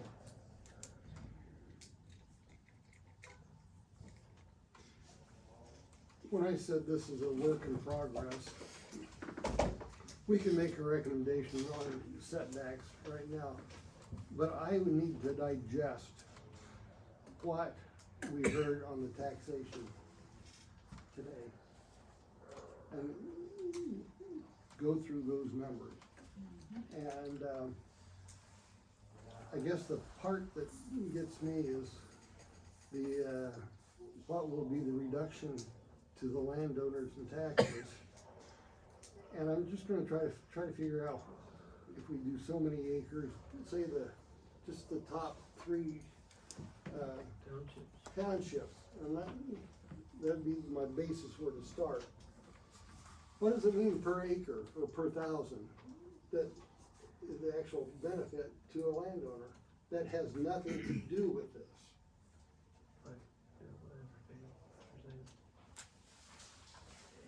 The financial benefit in a reduction in their tax, reduction in their levy. So yeah, we can give this to P and Z, these portions of the ordinances, but I don't think it's where we need to be yet. Do you have particular areas you want P and Z to look at, or you want them to look at in total, or? I would ask them their thoughts on what we were talking, the 3 incorporated and the 3 unincorporated areas. Exactly. On setback. For setback. I mean, we've asked P and Z to be our sounding board of the public on all things, so they can bring a recommendation to us. We're getting, people coming to us all the time and telling us what they think too. But I think the P and Z should be the sounding board for us in a lot of ways.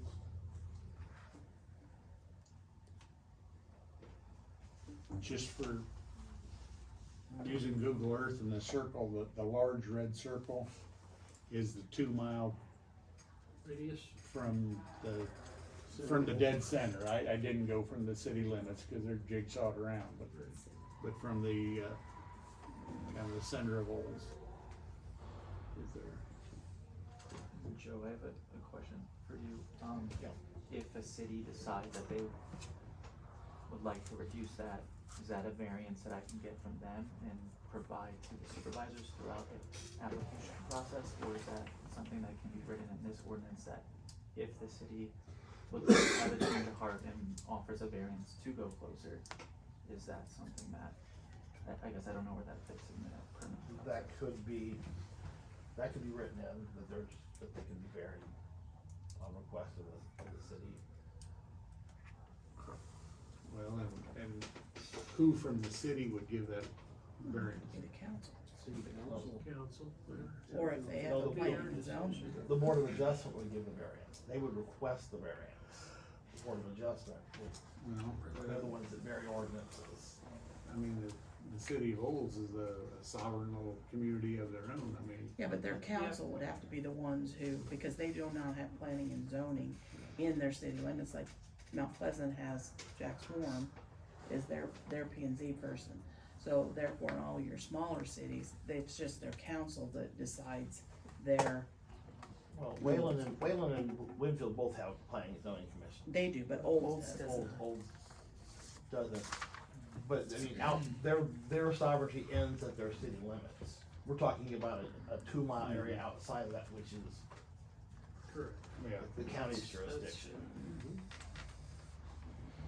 And if there was a mechanism to reduce that, it would go to the Board of Adjustment, like any other variance.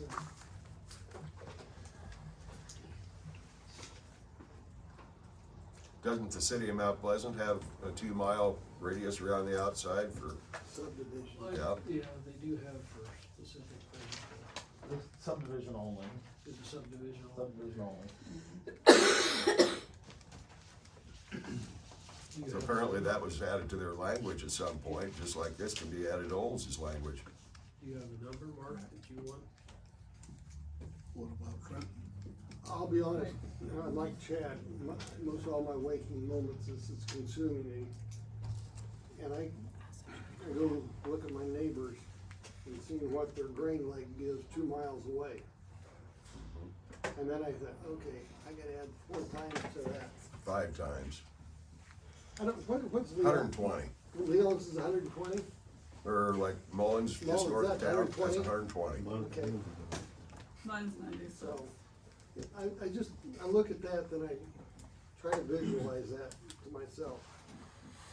Leon's is 2 miles away from me, just under 2 miles, Well, so, the old water tower is 120 also, is that what that is? yeah. So here. Get this any bigger.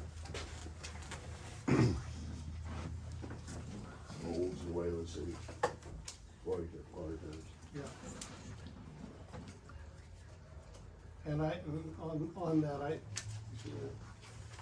I've actually made my own little replica of what a house would be like in setbacks, and I started that yesterday, dealing with that, and I have not come with anything conclusive.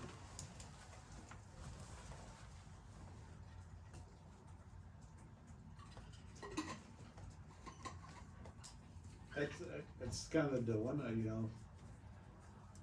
I guess I look at myself as a representative for the county. Right now, there's a lot of people that don't want the thing, period. That they don't want wind energy, knowing, and I wanna better digest it too, as far as the financial, because things financial in the county, that's part of our duties as well, to see where that's at. But right now, there's a substantial higher number of people that aren't interested in it than are interested in it. The landowners that are for it aren't really outspoken. They're not sharing much, period. But, you know, I look at, there's more residents than there are landowners. I just wanna just note that like I do invite landowners to like the public hearings and that, but I don't like to burden them as much as possible. Usually it's an ordinance update like this when it's a public hearing, and then the actual permitting process. And I don't like to pin landowners against each other. I mean, if I had now signed another 1,000 acres last week, so now we're up to like 130 landowners. And I mean, I don't see what that would do if I brought 130 to this meeting. I mean, it's, no. Appreciate that. Yeah. You know, it's hard to see. So you have the numbers of emails that have come in, and you know how many are pro and how much are against. Oh, absolutely. But you also know that you have 130 landowner, 120 landowners that are pro. Yeah. You may not have an email that comes in from each one, but you know that. Yeah. They've signed up for it. Yeah, I mean, that's There's- no, I'm just- evident by the sign on and everything like that, so.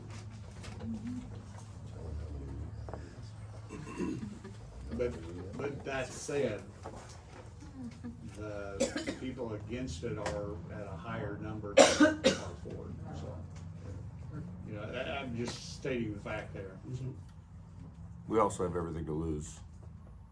I'm abandoning my company right now for this. Me too. Yep. This is a waste of my life, and there's so much at risk. Yeah. And it's all about perspective. I appreciate it.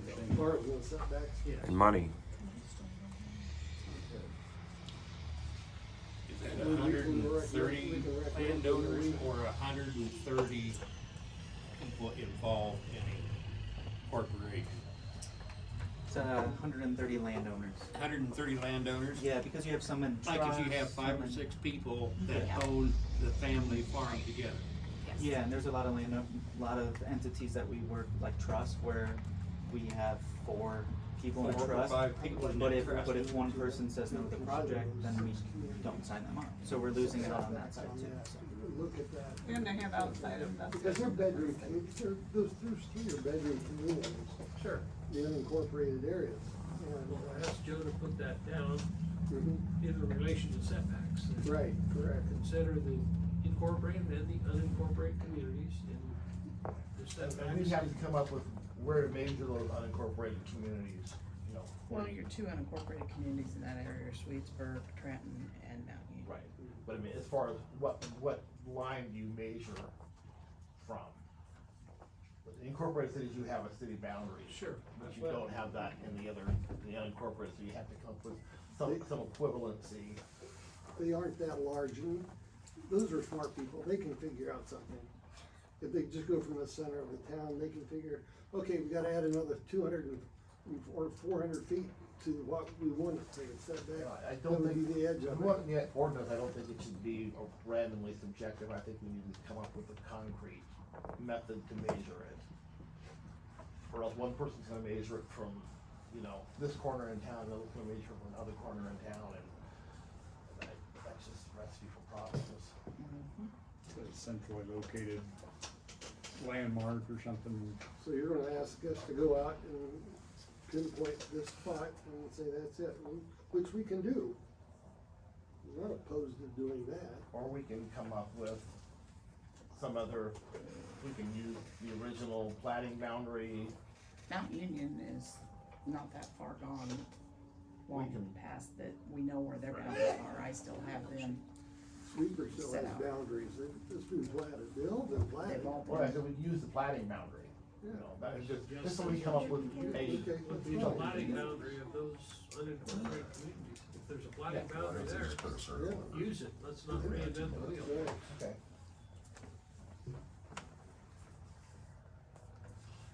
Not to beat a dead horse, but the metric that nobody's talking about are the landowners who have signed up, who did not read it. So it's less than 130. And they don't wanna be a part of it, and they can't get out now. I don't know why we can't bring it to a vote in the fall. you can only have certain things on the ballot in the fall. The Secretary of State's office only allows for certain things. Like What about if that special vote that, it's set for special, it's set for certain codes. There's, I think Steve said that something like this You- cannot be voted on. no, it's not Iowa doesn't have a referendum. it's not a voting It's not a voting issue. issue. So you got what you need for, as starters on what we're looking at, change the ordinance, I not think so, saying it's yeah. gonna be the final. As Chad said at the beginning, we don't wanna rush through this. So, in other words, are you telling Joe to take it off of his agenda? No, I think they need to be looking at this, we're They taking need to back look at it, but recommendations. you're not gonna necessarily have a final to him for your meeting in March for P and Z. You said March 12th, well, right? I don't see, until we work this through out and come to a good consensus on, we agree with this, I don't see any sense in getting planning and zoning involved in it until we can kind of come to it, then give them a document. Maybe I'm looking at that a little wrong. But if we're not in an agreement on this and give it to planning and zoning, I mean, doesn't that get the cart in front of the horse? Planning and zoning's work is part of this. Yeah. They need to be reviewing it as well as you. Correct. But my question for these people is, Planning and zoning. Right, otherwise we would just be making the decision, so. But give this to them, I mean, give a final draft to them to apply their, I don't think. but When tell you say these final folks, draft, I don't I don't Yeah. like the word final draft. Yeah, I wanna. That's why I was- A working document. okay, yeah. that's what, for these folks to see when they see on the, are they going to know when they see this one that you put on there today, to know that this is not what you're sending to the P and Z is you're still working on it, Correct. so that they know this. Yes.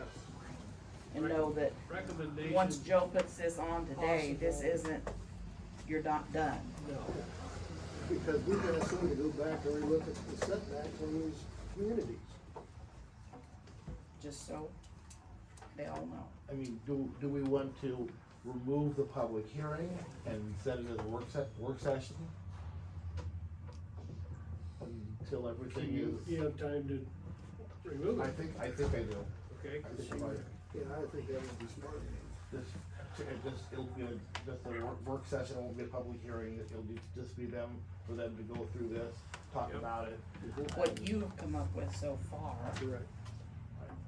And anything that they see fit. And then do the public hearing once things are a little more concrete. From But both. we've received what Essentially, they the have. emails that I have saved and the file folder here of handwritten things, that's what we're putting together, a list of things. That's what my list is Yeah. is kind of a running tally of concerns here, to bring forward, so Okay, I think basically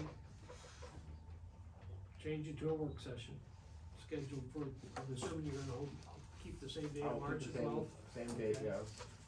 So a work For session for P&Z. P&Z to review recommendations or our input that we've So given far. to them up to this date. then would there be a public session where people could They don't have to.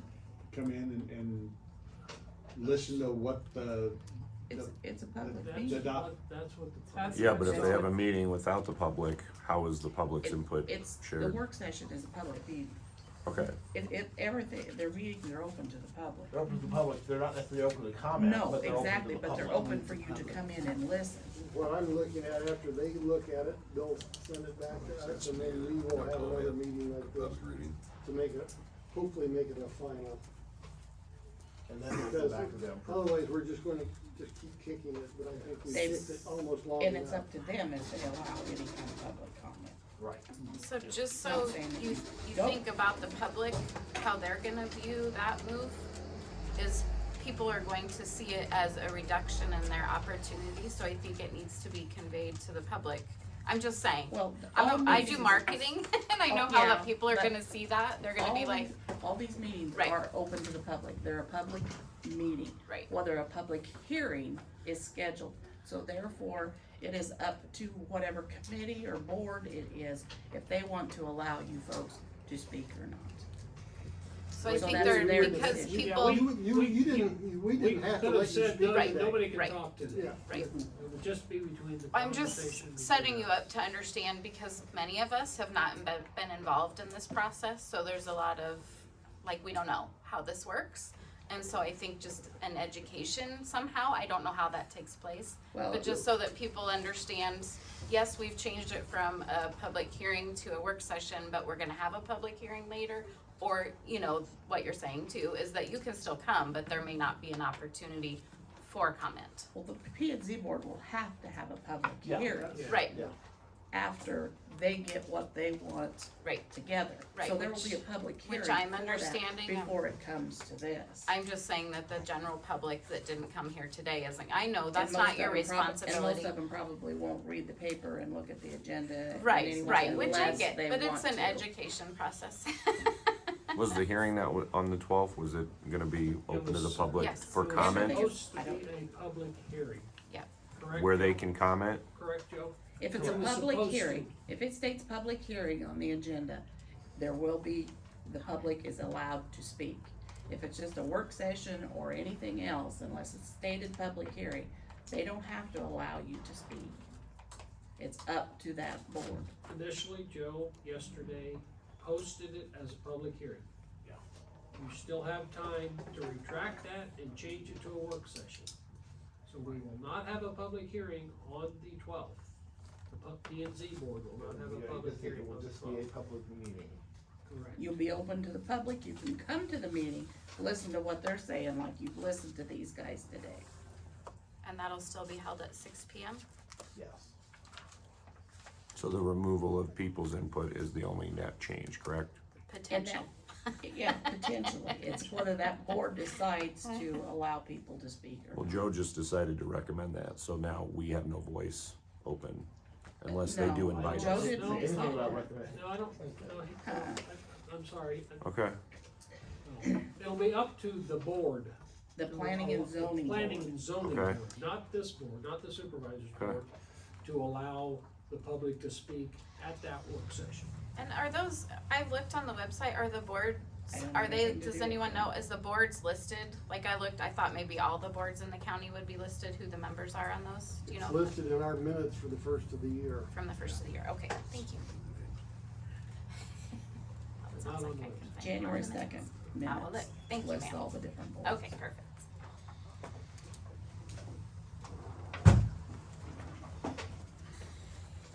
If I'm a mind reader, you're not liking the idea of not having public input. I like the idea of public input. You guys are representing a mass, we represent a mass, those who signed up represent a mass. We've just eliminated a lot of voices.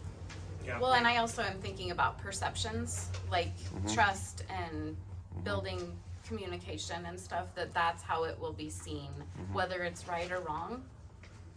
That's, people will be like, oh, great, now we don't even have input, cause people were excited about That is the simply opportunity. because Chairman Mueller asked Joe if he could change it from open, and he says, okay, I've got time to do that. It was a scheduled public Right. hearing. He's now going to change that. Let's keep it a public hearing then. Well, Why did you ask him to change it? because we want to bring this information to the board. It's not final. Yep. And if the board has Oh, perfect. recommendations, Thank you. they can make those recommendations, Bob. Okay, but you just asked him to change it. You asked him point blank if he had time I to did. change it from a I public did. hearing. I did, because we don't feel it's refined or Ready. definitive enough to be final to even Right. have a public hearing on it. So the public will have no input as to what your recommendations are from Joe. There, It'll be a take it and like it. No, not necessarily. There will still be a public hearing. Okay. It's just Still kind gonna of, be a public it's hearing. actually putting more time in there, but I think a lot of Yes. people are gonna see it like you see it, and so that's what I'm saying is the education process, because we're all kinda new to how this works. They're turning it into a work session, so it's pushing the time Yeah, out. yeah, so before they're actually anything's extending it, finalized, so so they get more input.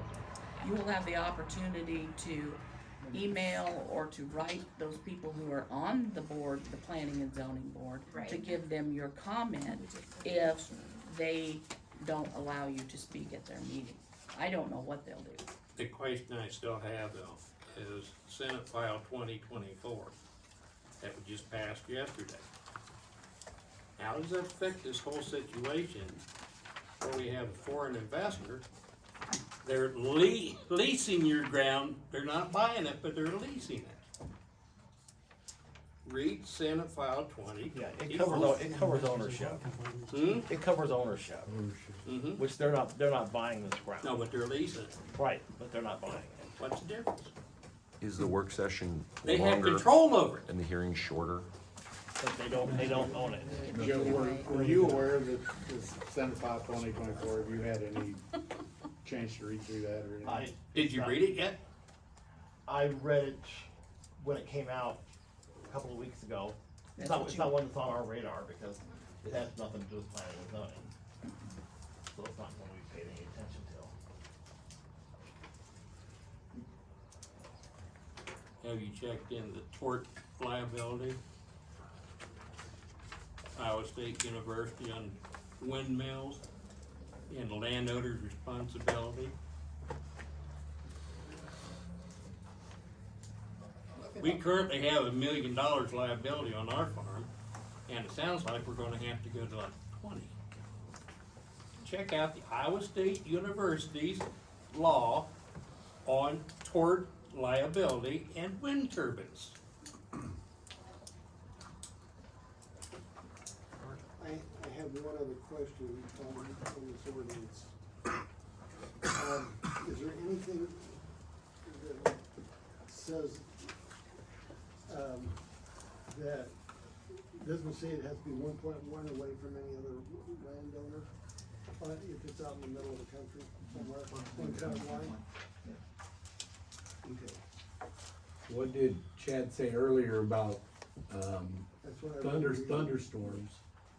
and distance, or the people can't be around a thunderstorm, what is it, 3,200 feet, 3,260 feet? Yeah, 3279. so But it yet, comes out. you're gonna let livestock be closer than that, if there's a thunderstorm, and you know you get thunderstorms in Iowa.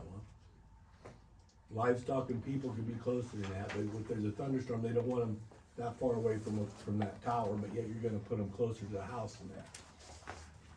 Or a building, or a livestock Well, building. and those are things for Joe to be jotting down for notes for P and Z to consider. So just to clarify, would his comments not be allowed to be made on March 12th as it was scheduled before? It's on the board. Up To to that board. the board, P and Z board to They are allow, not on it. I agree, or not I allow understand. those. I understand that P and Z needs time to have their discussions and meetings too, because you guys are feeling pressed and we get it. And we're feeling pressed, and you probably get that. But I'd like to say, does Joe want us to start emailing the P and Z board to let them know our concerns and our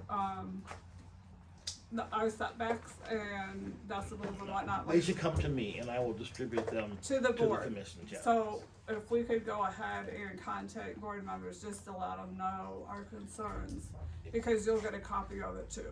Yeah, it's better to come to me so that I can verify that each member is getting the same exact information. But for me, it's better for me to contact all of the board members Yes. and send you one so everybody gets it.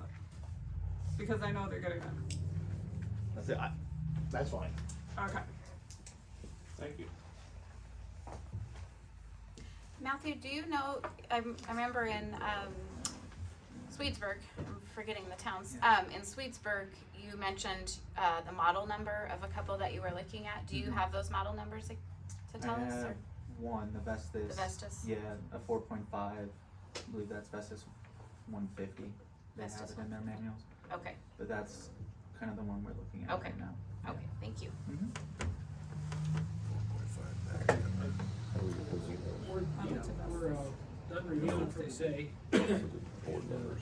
Oh, I have it on the. No, done reviewing the ordinance for today. Is there any other county business? Ed? No, I found that thunderstorm warning thing. It's electronic form, so I can print it off or whatever. Can you email that to me, Chad, please? As far as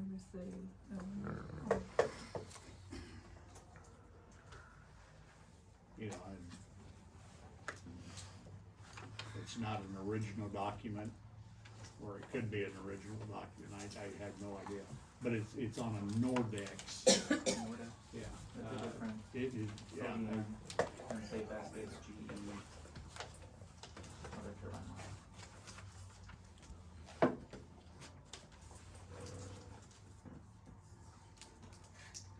Are the emails for the planning and zoning board, are those public emails? they wouldn't have an They don't email. have a public email. They don't have a public email. Yeah, no, they don't have any from the county system, no. What's the best mechanism for them to reach out to those people? Have to, Give by it to letter. Joe, sure. No, we could do snail mail. We could send it to the courthouse.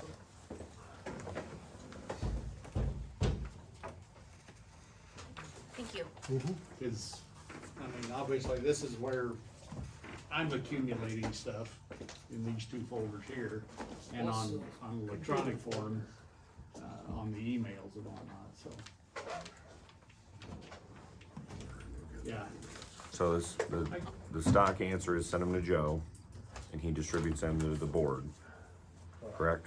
Yes. What's the check and balance on those going? I'm not questioning We would the have to, ethics of we that. could CC him to us, Joe could CC the email to us. Then he'd send Is that it out. doable? Yeah. Okay, Yeah, I mean, you could CC us. cool. with Very good. supervisors. But they went out to the board members, the P and Z board And- members. then you can, I will also have copies of the meeting. but people need a chance, I mean, there's a lot of reading. Right. people need a chance to read through that and digest that issue as well. I'm just saying I will have them there to verify that everybody has a chance. And to the do that. meeting, the 12th, is where, Joe? It's gonna be in the courtroom upstairs. Courtroom upstairs.